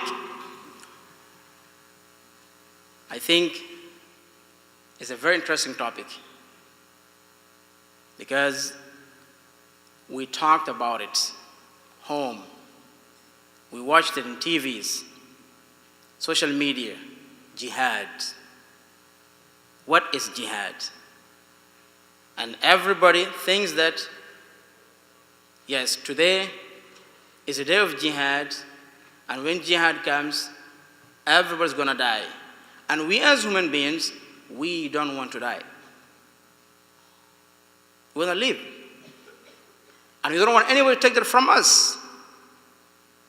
Then, if that is the interpretation of jihad, if I hear the word of jihad, I will run. If any Muslim hear the word of the jihad, if that is their interpretation and the meaning, they will run. If a Christian or a Jew hear the word of jihad, they will run. Then what is jihad in Islam? What is jihad in Islam? We as Muslims who follow the Prophet Muhammad, we take our teachings from the Quran, which is a revelation was given to the Prophet Muhammad, and also we strictly follow the authentic statements that the Prophet Muhammad, peace be upon him, stated in his life. To begin with the word jihad, jihad means linguistically striving or struggling. That is the linguistic meaning of jihad. To strive or to struggle. This is their linguistic meaning of jihad. How about the meaning of jihad in a religious sense? Jihad has many different meanings.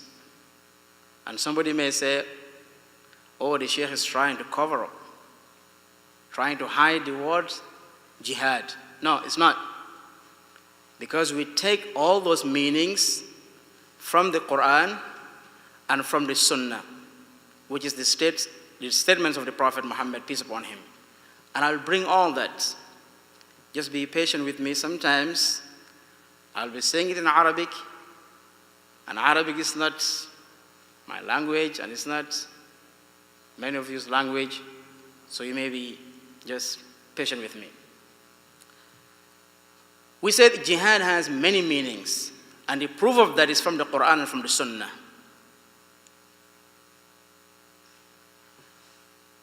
One of the meanings of jihad is to strive, to struggle, to become a person that follows the commands of God. That is number one. Number two is to struggle and strive to stay away from what God forbidden.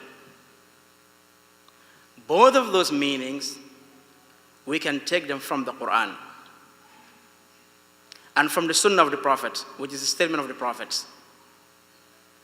God in the Quran, which I will recite in Arabic, because the Quran is Quran when it's been recited in Arabic. Anything else is a translation of the Quran. God said in the Quran, بعد أعوذ بالله من الشيطان الرجيم والذين جاهدوا فينا لنهدينهم سبلنا وإن الله لمع المحسنين. God said, those who strive on my way, that is the word jihad. Those who strive on my way, I will certainly take them onto my path. Indeed, God loves those who are good in deeds. He didn't say God loves those who kill people or fight. He said he loves those who are good in deeds. That is the exact meaning that has been taken from the Quran that tells us what jihad is. Then the first form of jihad is to strive in doing the commands of God. And the second is to strive to stay what God forbid. What are the commands of God? How a person should be a mujahid, not a mujahid when ISIS or Al-Qaeda say mujahid, is when to be a mujahid when the Prophet said you are a mujahid. The mujahid is the one that will do the commands and stay from what forbidden. What are the commands? God said, you pray 5 times a day. You strive to maintain those 5 daily prayers. God said, be kind and nice to your parents. You strive, even if you have different ideas with your parents, even if they're against you, or you have different things. But God said, you strive to be kind and nice to your parents. You are performing jihad. God said, you have to be nice to your neighbor. Your neighbor is not nice to you. You can simply act the same way that he's acting or she's acting. But God said, you must perform jihad, which is to struggle and strive to make sure that you do good to them. God said, you feed the poor. You have the money. It's not easy to give away. Strive to take some and give it to them. God said, if you see something wrong, stop it. You see something wrong, you strive yourself to stop it. This is the person who's performing jihad. What God forbid?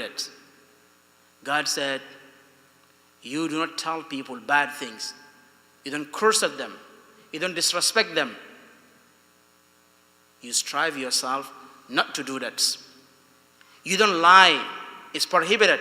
You strive yourself, even if you have to lie to cover your mess or your problems, you do not lie. You strive yourself not to lie. Do not backbite. It's prohibited. You strive yourself not to do it. Do not harm your neighbor. You strive yourself not to. And so on. This person is a mujahid. He's performing jihad. What it meant to be jihad in Islam. Ibn al-Qayyim, the Shaykh quoted his statement. He said in Arabic, أكمل المسلمين إيمانا أحسنهم جهادا. He said the Muslim who has the most complete belief is the one that has the best jihad. And he said, وَهَذَا الْجِهَادُ يَنْقَسِمُ إِلَى أَرْبَعَةِ أَقْسَامٍ. And this jihad is divided into 4 categories. First is jihadun nafs, to make jihad within yourself, to control yourself to be a positive person, to keep yourself not to be a negative person. Jihad al-hawa, you have desires. Make sure that you do not fulfill your desires with something that is wrong, it's unjust. That's jihad al-nafs, jihad al-hawa. And he said jihad is shaitan, which is the Satan that always work day and night to corrupt us. He said you have to be 100% alert to reject what shaitan whispers in your ears. The last one, he said, jihad dunya. This world, you have to be a mujahid to limit yourself, not to be extreme. In everything you do, be in the middle. You want to make money? Make it in the right way. Whatever you do, make it in the right way. He said, if a person performs these 4 jihad, he said, وَهَذَا هُوَ أَفْرَضُ جِهَادًا فَرَضَهُ اللَّهُ عَلَيْنَا. He said, this is the most emphasized jihad that God obligated upon us. This is jihad. What is the next form of jihad? It's jihadul munafiqeen. To perform jihad against the hypocrites. In each nation, there will be hypocrites. What they do, they smile on your face, but they hate you with their hearts. That's what Islam calls hypocrite. They don't stop with that. They will talk, they will write to spread bad things against the person that they dislike. And this is what we're dealing with. Misconceptions about Islam. Who's doing it? It's not these great innocent people in Madison, Illinois, in America in general. But there are few people who work hard to fabricate those misconceptions and pour it to their innocent people. So they can keep them in their mind. Their goal is to initiate this hatred toward Muslims and Islam. But they cannot win, just like ISIS and Al-Qaeda cannot win. Number one is, they try to create misconceptions about jihad, and they want us to believe that that's what jihad is. But today I will tell you, those people, Islam is telling us we have to perform jihad against them. How can we perform jihad against those people? Bil-ilmi wal-bayan. With knowledge and clearing their misconceptions, or the misconceptions that they created against Muslims and Islam. It's not physical jihad. That's exactly what the Prophet ﷺ did in his life. The hypocrites, when they spread rumors, the Prophet would perform jihad by educating the people around him about those people and the misconceptions that they want to introduce to the people. So our responsibility as Muslims is to perform this jihad all the time. And that's exactly what we are doing. We are right now performing jihad. Who is among this audience that is not comfortable being around us today? If you are not, just raise your hand. Who is not comfortable being around here today? I think everybody is comfortable being around here because there's no threat. But we are performing jihad. We are performing jihad. How? We are here to clear the misconceptions that was created, innovated by the hypocrites to make Islam and Muslims look bad, to separate us, to make us run away from each other. This is our job. This is the jihad of the munafiqeen. Ibn Uthaymeen, a great scholar, he was asked, how can we go against the munafiqeen in terms of jihad? He said, bil-ilmi wal-bayan, with knowledge, educating the people, and clearing the misconceptions that they create. Then we're performing that. The last one is, which is, I think, important or very important. Jihad al-a'da. Jihad al-a'da. To perform jihad against the enemy. To perform jihad against the enemy. So now we're going through the forms of jihad. The last one is performing jihad against the enemy. This is physical jihad. You know, in America, we have Ismaili here. They have something called selective service system, right?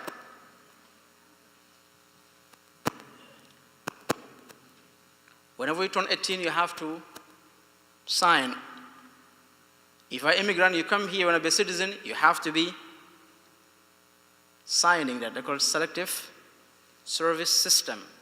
What does that mean? To make you understand what physical jihad means, Ali, one of the companions of the Prophet, he used to tell his friends, when you talk to people, talk to them and give them examples that they are familiar with, so they can understand exactly what are you about to tell them.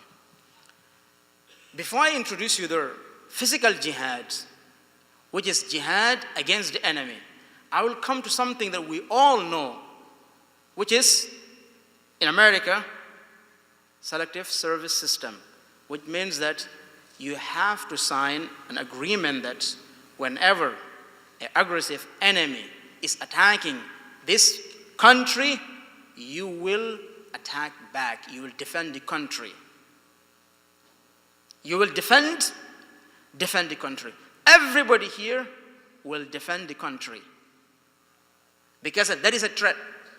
And the person who's threatening the country, regardless of his religion, he is an enemy. And in American law, every citizen will be obligated to sign that, and when that happens, God forbid, you have to fight against that enemy. Number one, if you don't, the consequences. If you don't, that is the idea of jihad for 1,400 years. It's been being implemented in America today. The Prophet, he said, if you're in your land, and this is what he did, if there's an enemy that is attacking you, you put all religious differences aside. You come together to defend the land from that enemy. That is jihad. Prophet, if you don't, that is a major sin. In America, if you don't, that is a major violation of the law. You see how? But because of these hypocrites, they went far to make sure that we don't see that.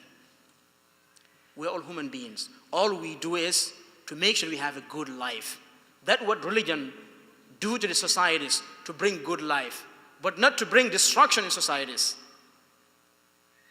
So in Islam, now you understand why Islam said there must be jihad. If America is being attacked today, me, myself, as a Muslim, I must perform jihad to make sure that I go against that enemy. The Muslim who live in another country, if an enemy comes, he's obligated to go against the enemy. Because he cannot sit and wait to die in front of he or her children, to lose whatever they have. They must come together and perform what we call jihad, which is to go against an aggressive army. Look at all the similarity that the selective service system has with Muslims. Women are exempted from this. Am I wrong or right? Huh? The selective service system doesn't apply to the women and children under the age of 18. Islam, when that happened, Islam said, women, you cannot go anywhere. It's not obligated upon you. You can look at the similarity. It's as if America is applying what Islam says, do it to have security and stability in your nation. One of the great scholars of Islam, he said Muhammad Abdu, he said, I went to the West. I saw Islam, but I did not see Muslims. He said, I saw Islam, but I did not see Muslims. What does he mean?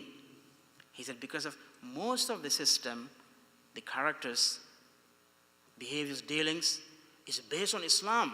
This is what I learned in my country, and I saw it being practiced in the West. Then there must be connection. What is the connection? It's the connection of humanity. Islam is not a religion of violence, and it does not call for violence. Rather, Islam condemns all types of violence. Islam calls for peace, cooperation, maintaining justice. This is what Islam is, maintaining justice. Islam provides a good environment for everybody, Muslims or non-Muslims. This is jihad in Islam. Anything else is not jihad. So I want to clear up the misconception or some of the misconceptions that people have in jihad. It was created by the people that I talked about earlier, that jihad is telling us that every non-Muslim is a legitimate subject to be attacked by a Muslim. That's what you see in the internet, that every non-Muslim have to be attacked by a Muslim to perform jihad. What that jihad is in Islam. You go back to the history of jihad, the Prophet Muhammad, peace be upon him, he lived with non-Muslims, not just neighbors, but he visited them when they're sick. They invited them for food, he ate with them, he made business with them, he traveled with them. When he was running, when he was kicked out from Mecca, his guide was a non-Muslim. If that was the case, every non-Muslim should be killed and attacked. Then the Prophet Muhammad, he cannot disobey God. He must do it, but he didn't do it. That means that we as Muslims, we cannot do that because we are commanded to follow the Prophet Muhammad. God said in the Quran, وَإِن تُطِيعُوهُ تَهْتَدُوا. If you obey him and follow him, you will be guided. And this is what he did. So then it's wrong to say every non-Muslim is subject to be attacked by a Muslim. No, that's wrong. Those few people who are doing it, as the Sheikh said, we know them, we know what they're doing, and we're against that. We condemn that. And I like what he said, as we become like expert in condemning. We do it every single day.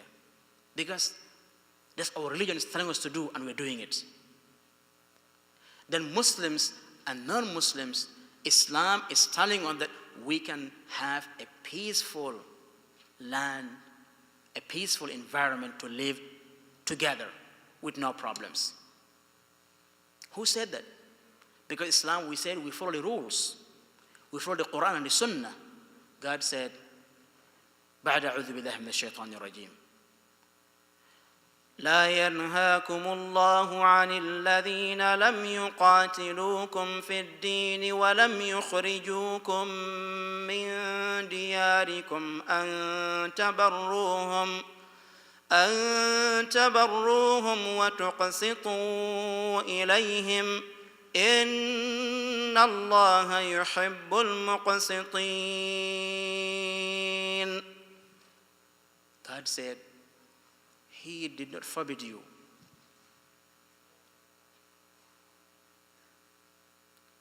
to be just to those people who have different belief with you, who did not fight against you, to be nice and kind to them. Isn't this a base to live the same place peacefully together in the Quran? Yes. We are commanded by God, if we have neighbors who are peaceful, we have citizens that are peaceful, we must be just, we must be peaceful, we must deal with them the way they deal with us as Muslims. Anything else is not Islam, because it's not from the Quran, it's not from the teachings of the Prophet Muhammad. This is in the Quran. The other misconception is, which is a misconception or a wrong translation of jihad, which is a holy war, which is taken from the Christians, if you know about it, a justifiable war. There's nothing like that in Islam. Because for those who speak Arabic, if we translate jihad and a holy war, they have no connections linguistically. Because jihad means struggle. Holy means in Arabic, al-muqaddasa. War means in Arabic, al-harb. Then there's a big, but it's not a mistake. It was not done by mistake. It was done intentionally. Those people who translated jihad as a holy war, they did it intentionally to scare people, to make people understand one thing, that jihad is evil. But that is wrong. Jihad is not a holy war. Jihad is what we exactly said. Another thing that they always talk about jihad, they said Islam spread by sword, by fighting, by violence. That is wrong. The Prophet Muhammad, when he came to Mecca, he spent 13 years calling people. He never raised his hand even to point at somebody. Peaceful dialogues. Talk to them freely. They accept, they don't want to accept. It's not your responsibility. God told him it's not your responsibility to guide the people. Your responsibility is to convey the message. That was the responsibility of Prophet Abraham. That was the responsibility of Prophet Moses. That was the responsibility of Prophet Jesus, to convey the message. Who guides the hearts is God, and He's the only one who can do that. Then why you want to force somebody to be a Muslim? That goes against the teachings of Islam. God said, وَلَوْ شَاءَ اللَّهُ لَجَعَلَهُمْ أُمَّةً وَاحِدَةً. If He wants, He can make all of us one nation, believe in one thing, do the same thing together. But He said, no, I don't want to do it. وَلَكِنْ اخْتَلَفُوا. He made them different belief, different choices. وَلِذَلِكَ خَلَقَهُمْ. He said, that's why I created you, to be different. But that difference should not be a mean to hate and to fight against one another. No, God said, لِتَعَارَفُوا. The Sheikh said that, لِتَعَارَفُوا, so you can know each other. life can be more interesting. I'm from Gambia.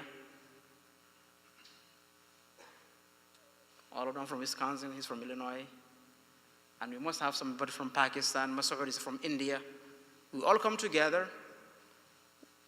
Today we're eating, they have spicy food here. So you see, life become interesting when you put things together. This is why God wants us to know each other, not to fight. Not to fight, is to know each other, to enjoy the time that we spend with one another.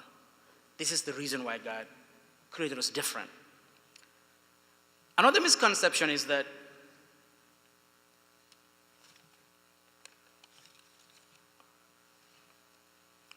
there are verses in the Quran, which I will end with, many of them, that are misquoted by those criminals. There are two kinds of criminals. When Islam is talking, there are two kinds of criminals. The criminal who act like he's good, and the criminal who act like a criminal. The criminal who act like a criminal, we know them. In Islam, who are those? We know them very clear. Number one, ISIS. They are criminals, according to Islam, because their actions. Al-Qaeda, they are criminals. Boko Haram, in Nigeria, they are criminals. Al-Shabaab in Somalia, they are criminals, and name them. And who are the criminals that hide themselves? Are the ones that write these misconceptions and act innocent and try to brainwash others to keep them away from people that they need to know and enjoy life together. Then that is a misconception.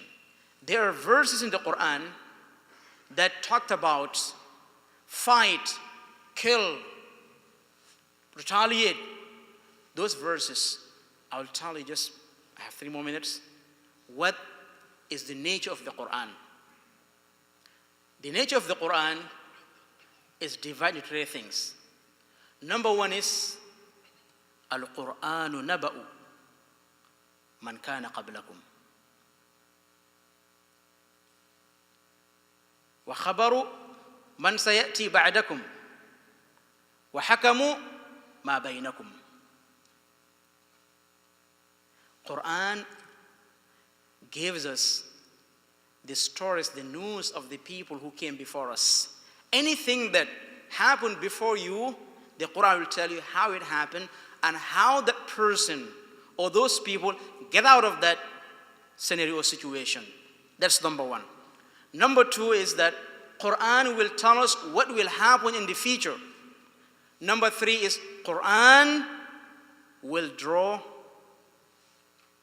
a system for us to have a successful life within our friends, families, in our societies.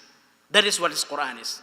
So when Quran tells you that قَاتِلُوهُمْ, fight against them, Quran is telling you that the Prophet Muhammad was in a situation that he had the agreement with non-belief, with his enemies. And his enemies did not keep up with that agreement. He doesn't have a way out of it because he already signed the agreement. God sent a revelation to tell us how he get out of that situation. You fight against them because of they initiated it. You cannot grab that verse and say, oh, in Wisconsin, go fight against them because they are non-believers. That is wrong. It's to inform us. And those similar verses, you will find them in the Quran. You will find them in the Quran, but they are misinterpreted. The last verse that I will end with is the guideline of, we want to call it selective service system in Islam. You want to call it jihad in Islam. God said, وَقَاتِلُوا فِي سَبِيلِ اللَّهِ الَّذِينَ يُقَاتِلُونَكُمْ وَلَا تَعْتَدُوا. Fight in a path of Allah those who fight against you, and do not go beyond the limits. What is beyond the limits? If somebody fights you, take your land, push them back, take your land back, and keep. But he said, وَإِن جَنَحُوا لِلسَّلْمِ Even the enemy, if they come and offer peace, you take it. You incline to that peace, and you make a peaceful resolution. So brothers and sisters, I'm out of time, but this is what I know of jihad, studying Sharia. And I thank everybody for coming, and I ask, I beg you and everybody around us to keep this dialogue moving and going on. We can know more each other. We can do better things in our places, in our cities and our counties. Thank you so much.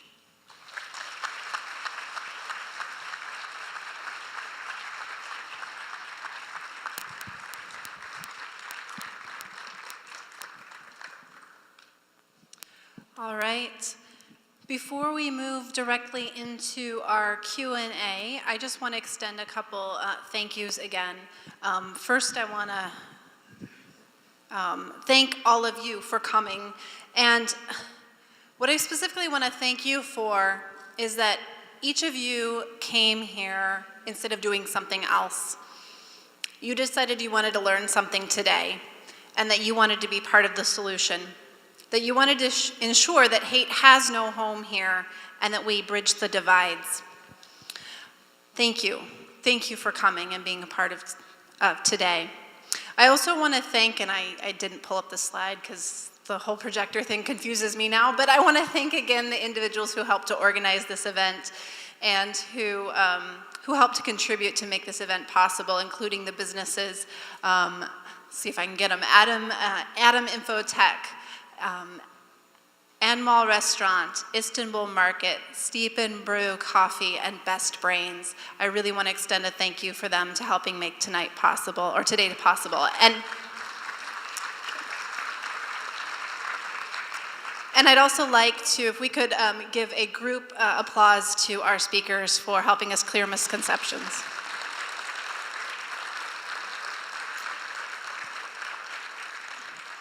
So we have about 40 minutes for Q&A. For those of you who are able to stay, have questions, and want to continue to learn. What we have is we have 3 different locations. You'll see microphones, and if you have a question, we'll ask that you come up to that microphone and ask your question.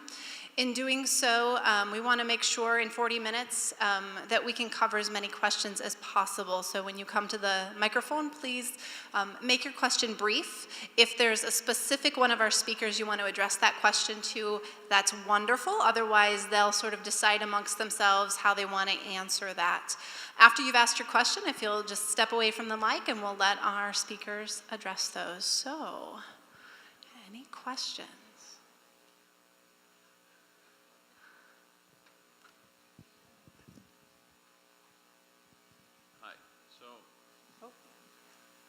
I've heard that if you read the Quran and you don't convert, then something bad happens. Is that one of these misconceptions? I hope so. I'm not sure if our microphone's going to make it that far. Could you repeat it? Sure. Please correct me if you do not say the question properly. If you do not convert, then you must. He said after reading the Quran. If you read the Quran. Okay, if after reading the Quran and you don't convert, then something bad will happen. Okay. God clearly says in Surah Al-Baqarah, "La ikraha fi din." There is no compulsion in religion. So, and God says in another verse, فَمَنْ شَاءَ فَلْيُؤْمِنْ وَمَنْ شَاءَ فَلْيَكْفُرْ. Whoever wishes to believe, they can believe. Whoever wishes to disbelieve, they can continue to disbelieve. Right? So that's a choice. Even this commandment was given to the Prophet. إِنَّمَا عَلَيْكَ الْبَلَاغُ. You just have to convey the message and not force. So those individuals that point a sword to them and say, choose Islam or death, that is something the Prophet never advocated, nor his companions. They never did that. because they knew it's not effective. It's not effective. If you force someone to convert, you are essentially creating a hypocrite. Right? And Shaykh has discussed what a hypocrite is. Someone who says something that which they don't believe. So it is completely prohibited to force someone to convert after they have read the Quran. Sorry, go ahead. To add to it, my fault. Go ahead. Oh, no problem. I was just going to add that I concur with everything the Imam said, and to even add to that, in fact, Islam historically, if you look at the early conquest, right, the early Muslim conquest, what did they look like? When Muslim armies marched into Mecca first and foremost, and then into Damascus and into Egypt and Jerusalem, these have been historically documented, that the heads of those armies, and you can find these in history books, gave a covenant to the people that we will protect your churches, your crosses. And so we have to ask ourselves, some of the holiest Christian sites are in Damascus, are in Jerusalem. How have they been preserved when Muslims have been ruling these areas for centuries, right? And it's because of these covenants that the Muslim armies first gave the inhabitants of those cities, telling them, you have the right to keep your religion. And I just wanted to add that, and so I don't want to digress for. Okay, this kind of hits on that some more, but everything with anti-Islamic that pops up always says that if you're a Christian in the Quran, I don't know where they get this, says that that person has to die. But I don't know exactly where they're getting this from. I've heard it in a couple of shows and stuff. Can you repeat the question, please? Oh, it's,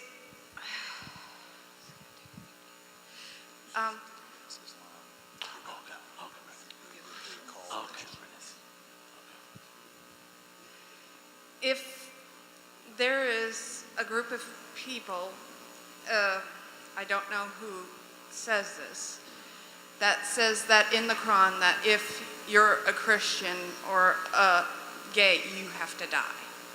I do not know what part they're getting at and if they're just looking at a small window. Okay, thank you for your question. Muslims must follow the law of the land, right? If someone is engaged in un-Islamic behavior, homosexuality is considered forbidden in Islam. A Muslim is prohibited to play the role of judge, jury, and executioner. For example, that individual who killed gays in Orlando, that night bar, he himself was not religious, and he himself, we found out, was homosexual. Right? This person was drinking alcohol, so it is not, a Muslim is prohibited to take the law into his own hands. For example, in the time of the Sahaba, in the time of Rasulullah sallallahu alaihi wasallam, there was a companion who enjoyed drinking alcohol.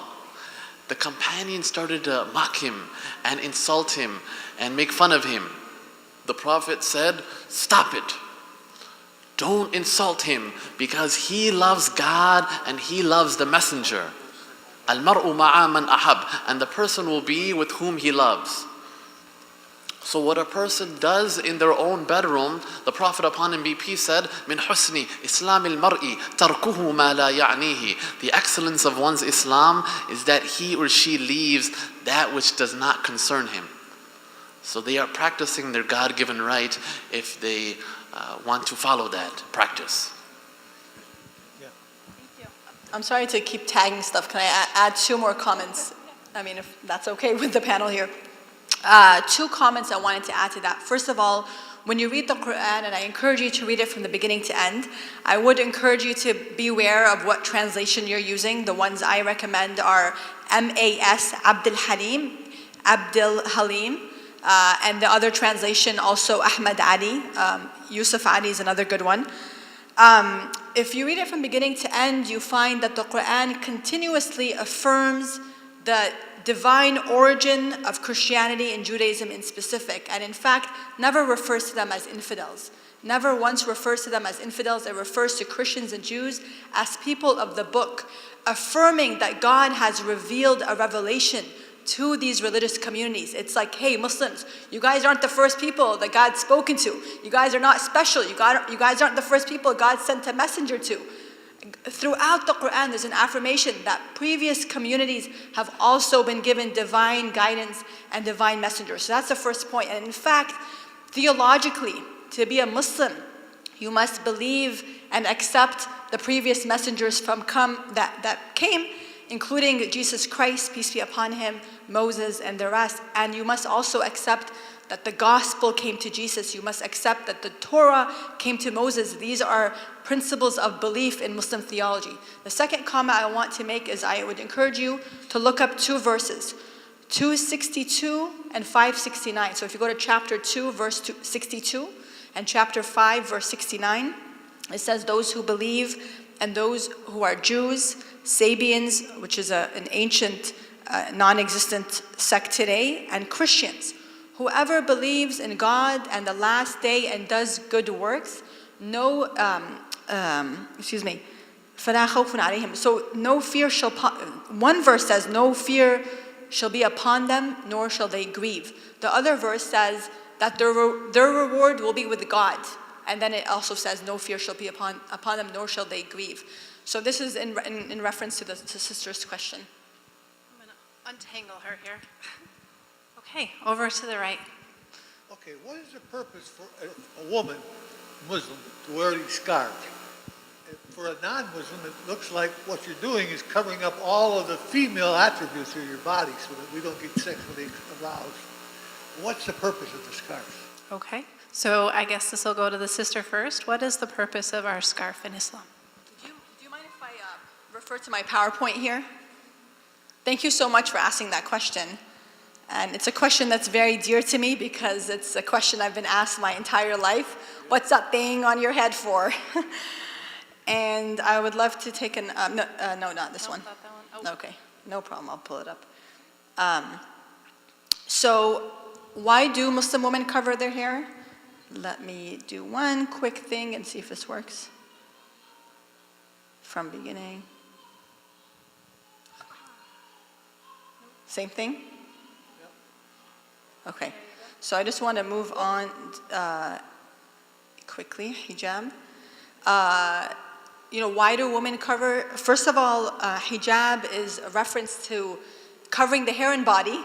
I think we tend to think of it as covering the hair because the headscarf is the most visible feature of it, but it's really covering the hair and body, wearing something that's not fitting, that's not transparent, and that covers everything but the face and hands. And in one of the legal schools, you can also show your feet, which I take advantage of, I will admit. And I want to also bring to your attention that, the way Muslim women have worn hijab also varies according to culture and geography. And so there are cultural variations of how women wear the hijab. Oftentimes, in the Muslim world, just by looking at a woman, you can tell where she's from the way she's wearing her hijab. The Turkish hijab, for example, is very elegant in my opinion. They wear it a certain way. South Asia, they wear hijab a certain way, and in the Middle East, in the Gulf. But this is in Sudan, how women wear hijab. Interestingly, this is the most common image we tend to see, which is how women wear hijab in Saudi Arabia, which is again 1 out of 57 Muslim majority countries. But there's religious reasons why they cover, personal, social reasons, and cultural reasons. So the religious reasons, there are 2 specific verses that tell women to cover. The one that actually tells women to cover begins by addressing men, telling men to lower their gaze and be modest. And the reason I always And so the 24:31, the following passage, is the one that talks to women. But the verses on hijab begin by addressing men. And as a Muslim woman, I find that significant because, we're not asked to wear hijab to bear the burden of men's lack of self-control. And, it's not that they can, have lustful wandering eyes, look at whomever they want. That they are actually being told to exercise self-control. And a man in Islam, according to the Quran, and again the prophetic tradition, if he sees a sexually attractive woman, he is actually commanded to look away. And we have scholars here on the table, they will tell you that, yes, according to classical, interpretations, that a man is not blamed for the first look, But if he looks again or continues to look, he's actually blamed for this. He's sinning for that. So yes, men also have to be modest and exercise self-control. And then this is the following verse that tells women to take their head covering and cover their chests with it. And here it doesn't really tell us why, but this verse simply identifies that there's a way to appear in private settings and a way to appear in public. And this verse identifies a whole list of people that a woman does not have to hide her charms from, basically the way the Quran describes it, which is her husband, her father, her grandfather, nephews, father-in-law. It's a whole. The second verse says, "O Prophet, tell your wives and your daughters as well as all believing women that they should draw over themselves some of their outer garments when in public. This will be more conducive to their being recognized and not harmed." Now, here Muhammad Asad, the translator, has put in parentheses to be recognized as decent women, right? But it doesn't, I have to admit, the Arabic doesn't say to be recognized as what? It simply says to be recognized. Some interpreters have said to be recognized as free woman. Some have said to be recognized as Muslim woman. Here, this translator says to be recognized as decent woman. But it does not tell us to wear it because of men, right? And this is something that a lot of Muslim women, we are doing this for God. We're doing this to obey God. And it's not, something that we're doing for our husbands or our fathers or out of, it should be a woman's choice. And it's truly tragic when women are being forced to cover, which, by the way, out of these 57 Muslim majority countries, how many enforce the hijab by law? Does anyone know? How many countries make it mandatory to wear the hijab? Saudi Arabia is one. What else? And Iran. And those are the only two, by the way, Iran and Saudi Arabia. And in fact, there are parts of Saudi Arabia where you do not have to wear the head cover, but the abaya, interestingly, which is not this picture, but another picture, is mandated. But 2 countries out of over 57 countries where the hijab is required. Thank you. So it's not required in the United States? No, it's not. It's a woman's choice. All right, real quick before we go to this gentleman here, I had someone drop a question off. If Islam followed Muhammad's original teachings, it would be a fantastic plan for life. Unfortunately, as in all religions, those teachings have been added to, changed, and I can't read it, sorry. It seeks control. So here's one of the questions. As I read the Quran, one example stays in mind. A man was being counseled about how to treat his wife. If she is argumentative and annoying, speak to her. If she continues to be argumentative and annoying, hit her. Al-Hajj Jala, would you like to talk to us about that? What? You want to give that one to the other sheikh? No. Oh, so it's she's asking for clarification. Yep. Do you know which surah? Mm-hmm. Yeah. Yes, this is one of the verses that many people don't understand. We said in the Quran, sometimes God will tell us something. And He will tell us, if you don't do it, then this is the consequences. But He does not want us to reach the consequences. And one of those things, or to understand that thing, is to go back to the practice of the prophets. To go back to the practice of the prophets. The prophet, he has wives, but he never lay his hand on none of them. He raised children. He never raised his hand on any one of them. So that verse has categories or levels. Number one is Islam is targeting to bring peace and good understanding within the husband and wife. But let's say if there is no understanding, Islam will not tell you to do whatever you want to do. Islam will find a way to fix that problem, because we said Islam is a way of life. But did Islam say, oh, if your wife did not listen to you, just beat them up?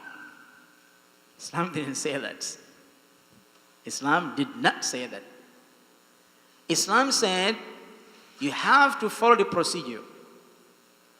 And that procedure starts with talking to them.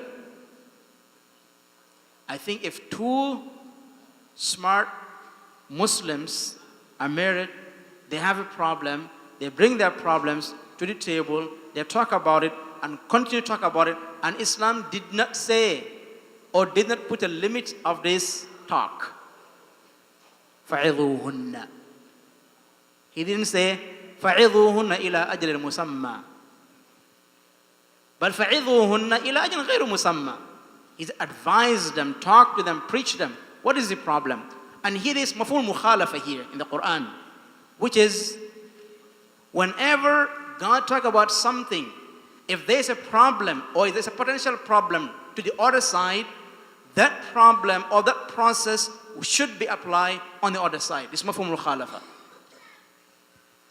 Now, if the husband is the problem, if the husband is the problem or is troublemaker, what God said about it, then the wife also need to talk to the husband to solve the problem, right? So these are the things that we need to understand. So first, talk to them. I think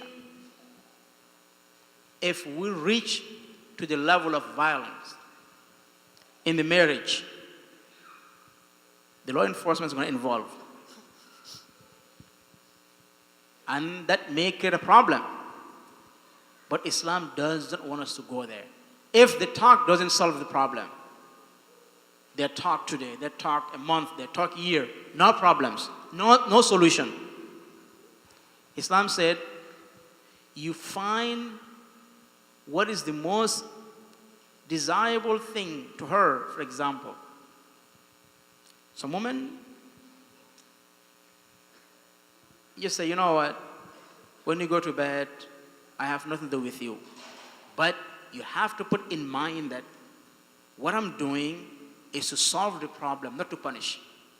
To solve the problem. Because Allah is putting a system of solving a problem. You cannot move to the next level if the next level is not good to solve the problem. فَعِظُوهُنَّ. If you talk to them and you know that if you move to the next level, if you abandon them on the bed, that will create more problem. You cannot move to the other one. That is the correct understanding. Because if you are not finding a solution, you are finding a problem, or you're increasing the problem. So فَعِظُوهُنَّ. If that is the only solution that you have, you cannot move to the next one. You stay in فَعِظُوهُنَّ, فَعِظُوهُنَّ, فَعِظُوهُنَّ till the problem solved, which is advise them, talk to them, convince them, make them happy till the problem solved. So if you know that if you move to the next level, which is disciplining them, physically disciplining them, if you know that this is going to create a problem, Islam will forbid to do that. That is the correct understanding of this ayah. But it doesn't mean that, oh, Islam says, if they don't do this, then do this, then do this, beat them. No, Islam does not do that. The Prophet ﷺ, he said in an authentic narration, before he died, in some narration, 7 days, he said, sallallahu alayhi wasallam, istawsu bin nisa'i khayra. He said, please to the companions, kindly deal with women. Be respectful to women. Be nice to them. This is my final advice to you. So this is the Prophet telling us what is the correct understanding of this verse. Thank you. All right, we're going to go ahead and move to the gentleman in the camel-colored sweater. Sister? Thank you. Add one thing. First, brother, just before you speak, I was going to say I want to add to what Sheikh said. The Prophet ﷺ never hit his wife, any of his wives. He never struck them, and he actually reprimanded those companions who used to treat their wives as slaves during the day, ثُمَّ يُجَامِعُوهَا فِي آخِرِ الْيَوْمِ, and then treat their wife as a wife at night. So he used to reprimand them. So that is completely against the teachings of Sharia. I just wanted to say that before we continue. yes.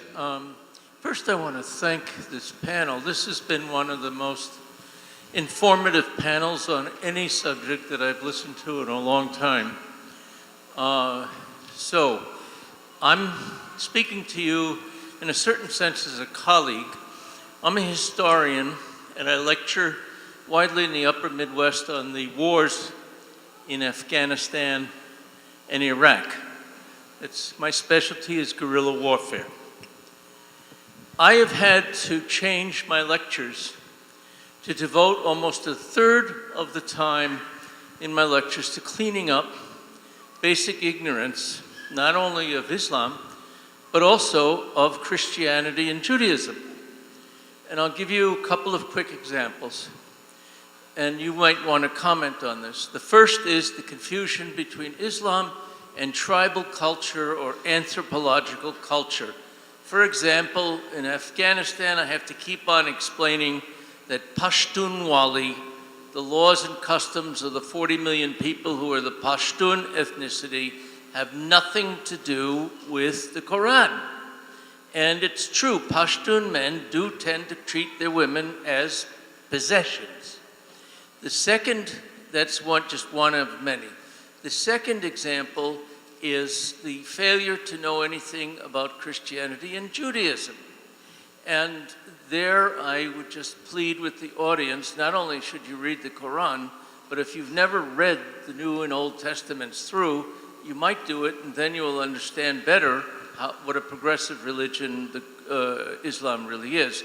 But my point there is, why do I bring this up, is that I have found in my audiences, they do not understand how progressive Islam is in terms of women, the ability to get divorced, the ability to work, the ability to buy and sell property. And I was desperately looking for an example, and then finally I remembered Jane Austen. I love Jane Austen's movies, Pride and Prejudice, Sense and Sensibility. What is the key motivating factor for all the drama in every single one of Jane Austen's 19th century aristocracy and middle class novels? It's the fact that the women in the family could own nothing. And the only hope for a family that had daughters was to marry them off to a wealthy man. And that is the entire driving force in Jane Austen's novels. You use the fact that women couldn't own property here or couldn't vote until the early 20th century. I love to try and find things. So I draw that as an example, and I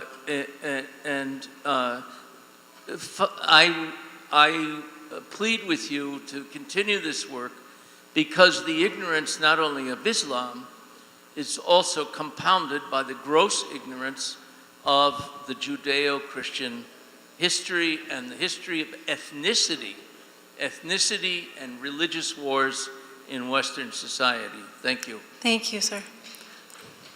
Our next question, and we are just so, I'm kind of keeping track of our time. We've only got about 10 minutes left, so I'll ask that we keep both the questions brief and our answers brief. I think he was here, and then we'll come to you, ma'am. Were you equal? All right, are you willing to defer to the lady? All right, over to the lady in green. My question is very quick, very simple, and not terribly theological. I see that both of our sheikhs, it was said that they had memorized the Quran. My question here is, do our Madison Islamic children memorize the Quran? And if they do both the boys and the girls? All right, well, that will go to Sheikh Al. Yeah, we do have some who memorize some of it, some parts of it, and we have ongoing classes to teach them, our children, of course, boys and girls. By the way, I run the school, the Quran school.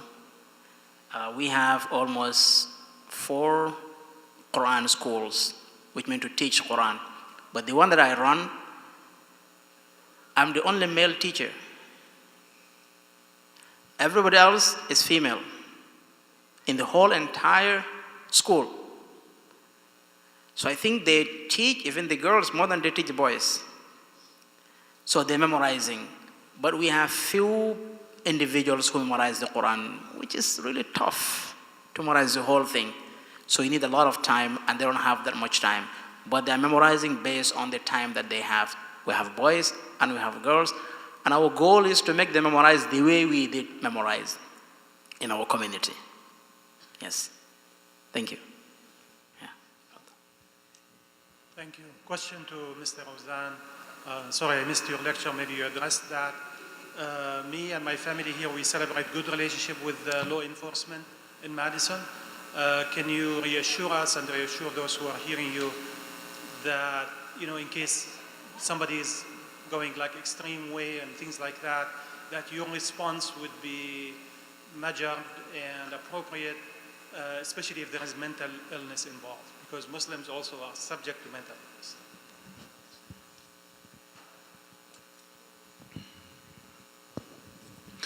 So, thank you for your question. I started out talking about, you know, freedom of speech, freedom of religion, and I would note here, I said we have the freedom to say things that are offensive. Now that said, when we are talking about speech, why is that? That's so that we can also speak truth to government and to others. Now, just because someone has the freedom to say something that's offensive or hate speech does not mean that we have to agree with it or that we must stay silent. I would say that we are actually obligated to speak the truth back to them and confirm and commit that we are not a community of hate, and we are not a community of fear. When we talk about the statute, all right, what is a hate crime? Now, you are free to say, for the most part, whatever you want, but you are not free to hurt somebody or to destroy their property. And this is why what is said may be very important, because what we have to prove as a prosecutor or as law enforcement, and I'm sure the sheriff would confirm this, and he was just here, he just had to leave, and it's also good that we have other elected officials from our government here as well. But what we have to prove is that the person intentionally selected the person or the property of, and that it was done in whole or in part because the actor, so the defendant, believed, or their belief, or their perception regarding the race, religion, color, disability, sexual orientation, national origin, or ancestry of the person or the owner of the property that they committed the crime against. They did it purely for that belief. And this belief does not have to be correct. Okay? So, yes, if there is a crime committed, we will address it. If I can prove that the reason they committed that crime was because they believed that this person was Muslim, this person was homosexual, this person was from a different country that they did not agree with or like, we will attach a hate crime enhancer, which means if it is a misdemeanor, it will become a felony. So we will try to address whatever violation occurs, and we will try and address that at the appropriate level. Because we believe that everybody here has a right to freedom, has a right to safety, and a right to basically express themselves. Now, that said, you also asked about mental health, and I would say this: we are doing what we can to try and address mental health issues in the community. We are doing what we can with law enforcement to try and address mental health issues before they become an issue where law enforcement and a mental health break connect, because that's not usually a good outcome. So yes, we are trying to address mental health as best we can, and we are having conversations with mental health providers as well as law enforcement to try and increase communication so that we are better able to address that without, say, use of force. Does that answer your question? Thank you. The only other caveat I would say is this: you cannot stay silent. We cannot address issues of hate crime unless the community cooperates and informs us. So if something is occurring, please inform law enforcement, call us, we will address it. Thank you. All right, thank you. We'll go over here to the right. Yes, if I'm engaged in a clearing up misconceptions discussion. Is it important with a Muslim to know whether or not the person I'm discussing with is Shia or Sunni? Who wants to field that?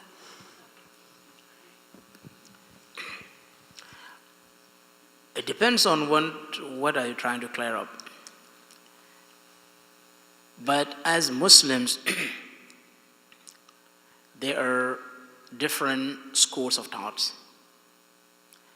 And we can say in the Sunni, we have the one that are still being practiced. We have 4. But it used to be more than 15, 16, 17. But those ones are not being practiced or like to the public anymore. But when we talk about the principles of Islam, we as Muslims, we must come together, such as God is one. There is no Shia, there is no Sunni, everybody believes in that. Okay, the Prophet Muhammad was the messenger of Islam. We have no problems with that. We have to pray 5 times a day. We have no problems with that. But whenever a group comes, initiate a principle that has no origin in the religion, then we have to make an investigation and say, who created this? If that person is not the prophet, then what he initiated will be rejected, regardless if it's a Sunni or Shi'i. So our methods of fixing things is to trace it back to their main sources, which is the Quran and the Sunnah. So you may find difference between the Sunnah and the Shia. So what you do is to take that difference that they have, make your process of investigation, go back to the origin of that. If you find the guy named like so and he's not the prophet, you know, oh, this guy is not qualified to do this. Then you can judge by yourself. But if you trace that to the prophet, you know, this is from the religion. Because of the prophet, he left one important statement before he died. He said, I left behind me 2 things. If you follow them, you will not be misguided. The book and my sunnah, which is his tradition. And run away from innovations in the religion, because all innovations is misguidance. So this is our process of clearing these things.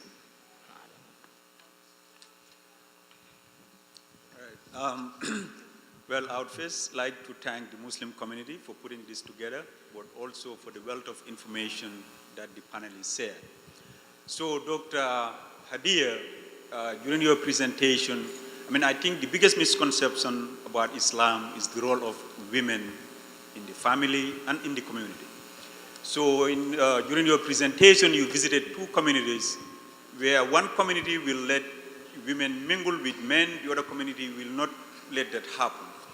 Are you able to elaborate as to where Islam comes?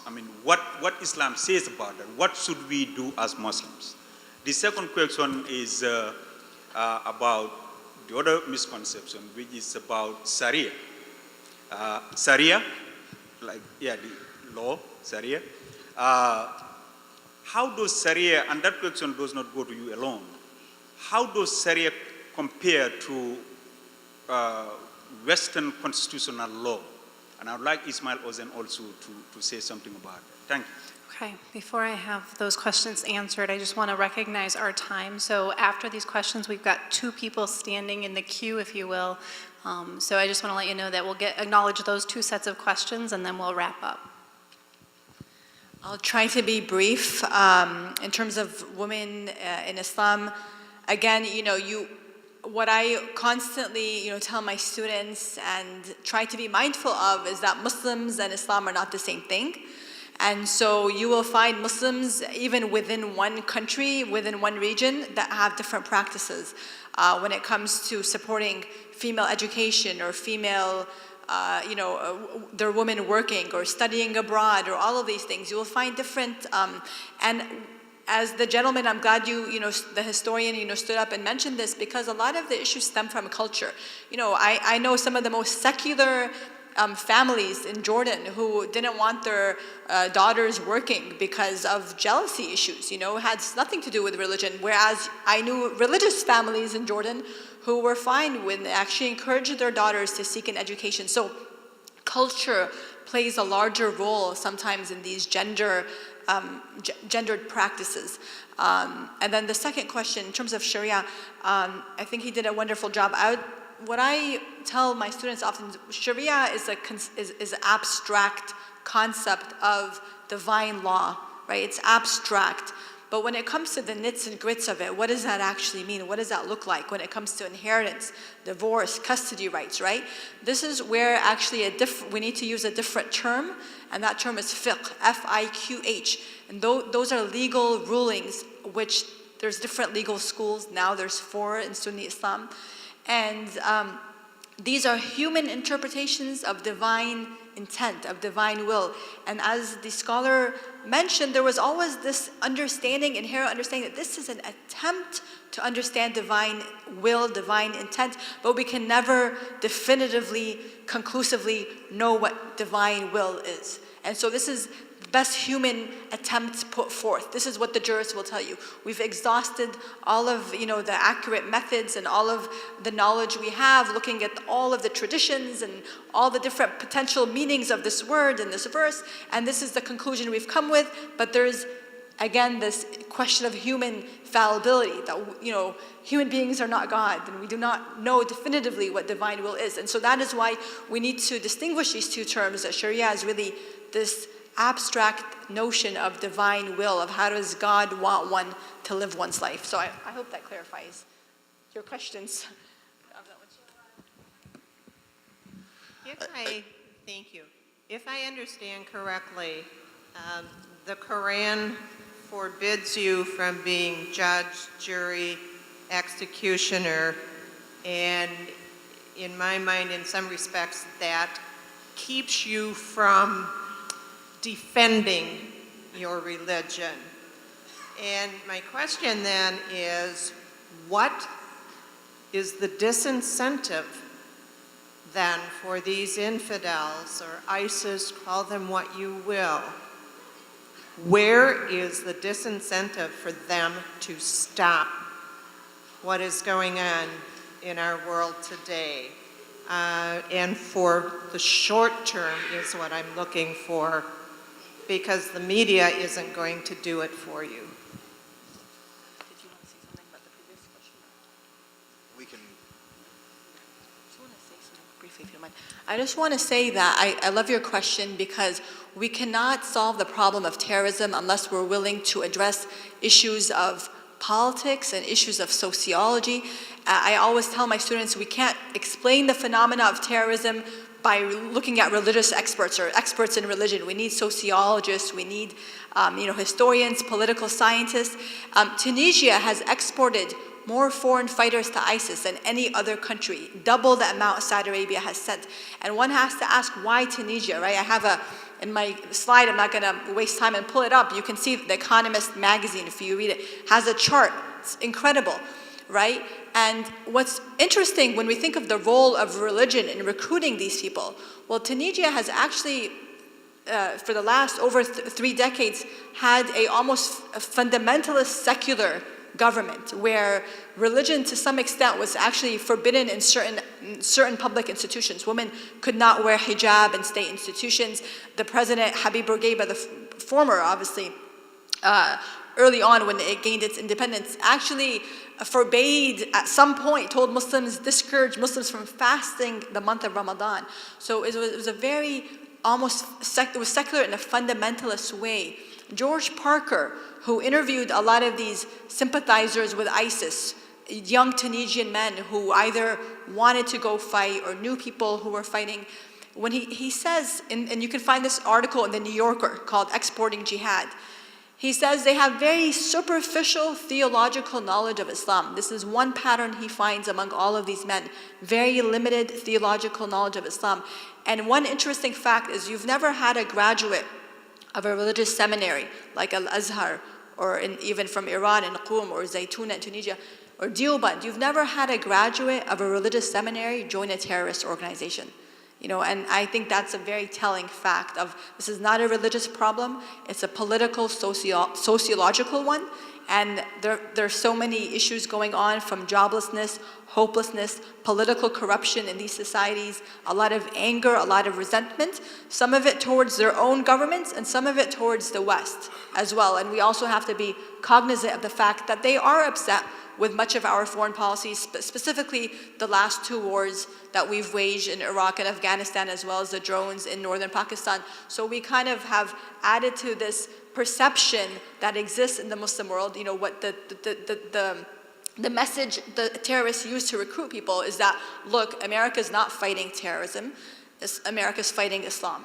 And therefore we need to wage jihad to protect our religion, which ends up, for young people who don't know much, being unfortunately a message that resonates because of what they see around them. And of course, for all of the reasons the scholars mentioned, the means and methods used by Al-Qaeda and all of these groups are by no means Islamic. They're barbaric. The killing of innocent people is prohibited in Islam, and it's definitive. And you can look at the Amman Declaration. It was a group of scholars. Also, you can look at Open Letter to Baghdadi, where scholars from around the world all have condemned these groups. So I didn't want to interrupt that question, but the second half of Mr. Baldi's question was, how does Sharia interact with Western law? Our law governs. And I guess the way I look at it, and it's probably an oversimplification, would be, how does our law interact with the 10 Commandments? So you have a religious group that says, this is our beliefs, this is how we want to interact with each other, this is what we find is fundamentally important to how we conduct ourselves. That is fine. If you break the law here, whether your religious belief allows you to do that or not, we may prosecute you. You may go to prison. There are some beliefs, some groups who think we're not going to give any medical aid to a child. Well, if that child dies, we call that child neglect and abuse, and we will prosecute you. It will be a felony, and you may go to prison. So we allow you to have freedom as far as it doesn't impact the safety and life of someone else. So that's, I guess, the oversimplification of how I would say it interacts. So this is on hijab, and Dr. Mubarak or any other panelists, including the district attorney, can answer this. But we know that the current holder of the office in Washington made his first trip abroad and his first stop to be the Kingdom of Saudi Arabia. He didn't go to Mecca, he didn't go to Medina, he went to Riyadh.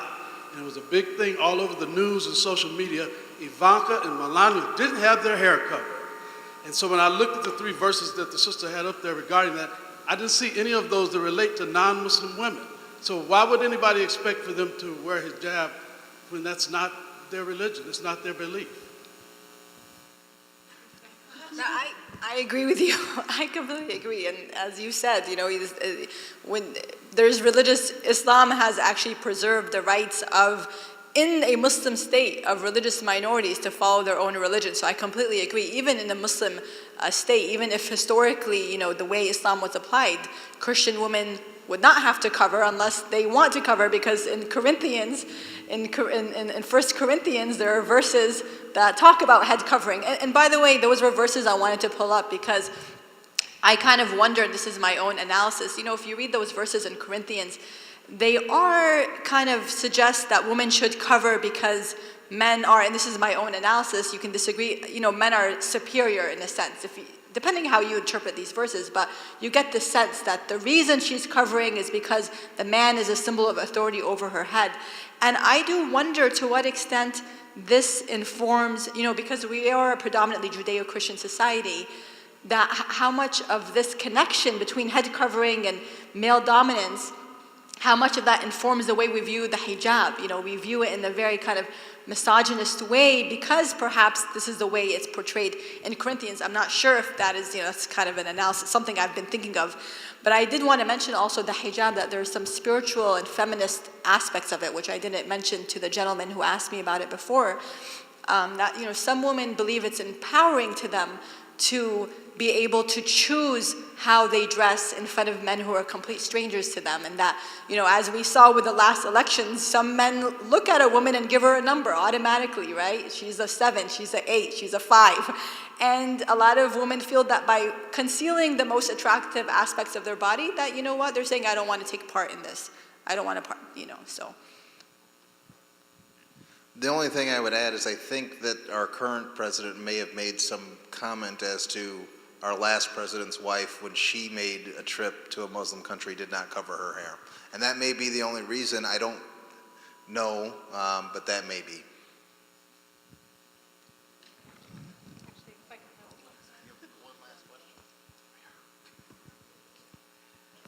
So I see that we've got someone over here on the right. However, I'm going to tangle up my speakers. I do want to honor everyone's time. So here's what I'm going to encourage. I also have a couple in my hand that we didn't get to. So I would encourage you, I'm not sure, I know the sister, I have to get her to the airport shortly, but if you have something you want to ask right now, you just have to ask. We've got our speakers here for a couple more minutes.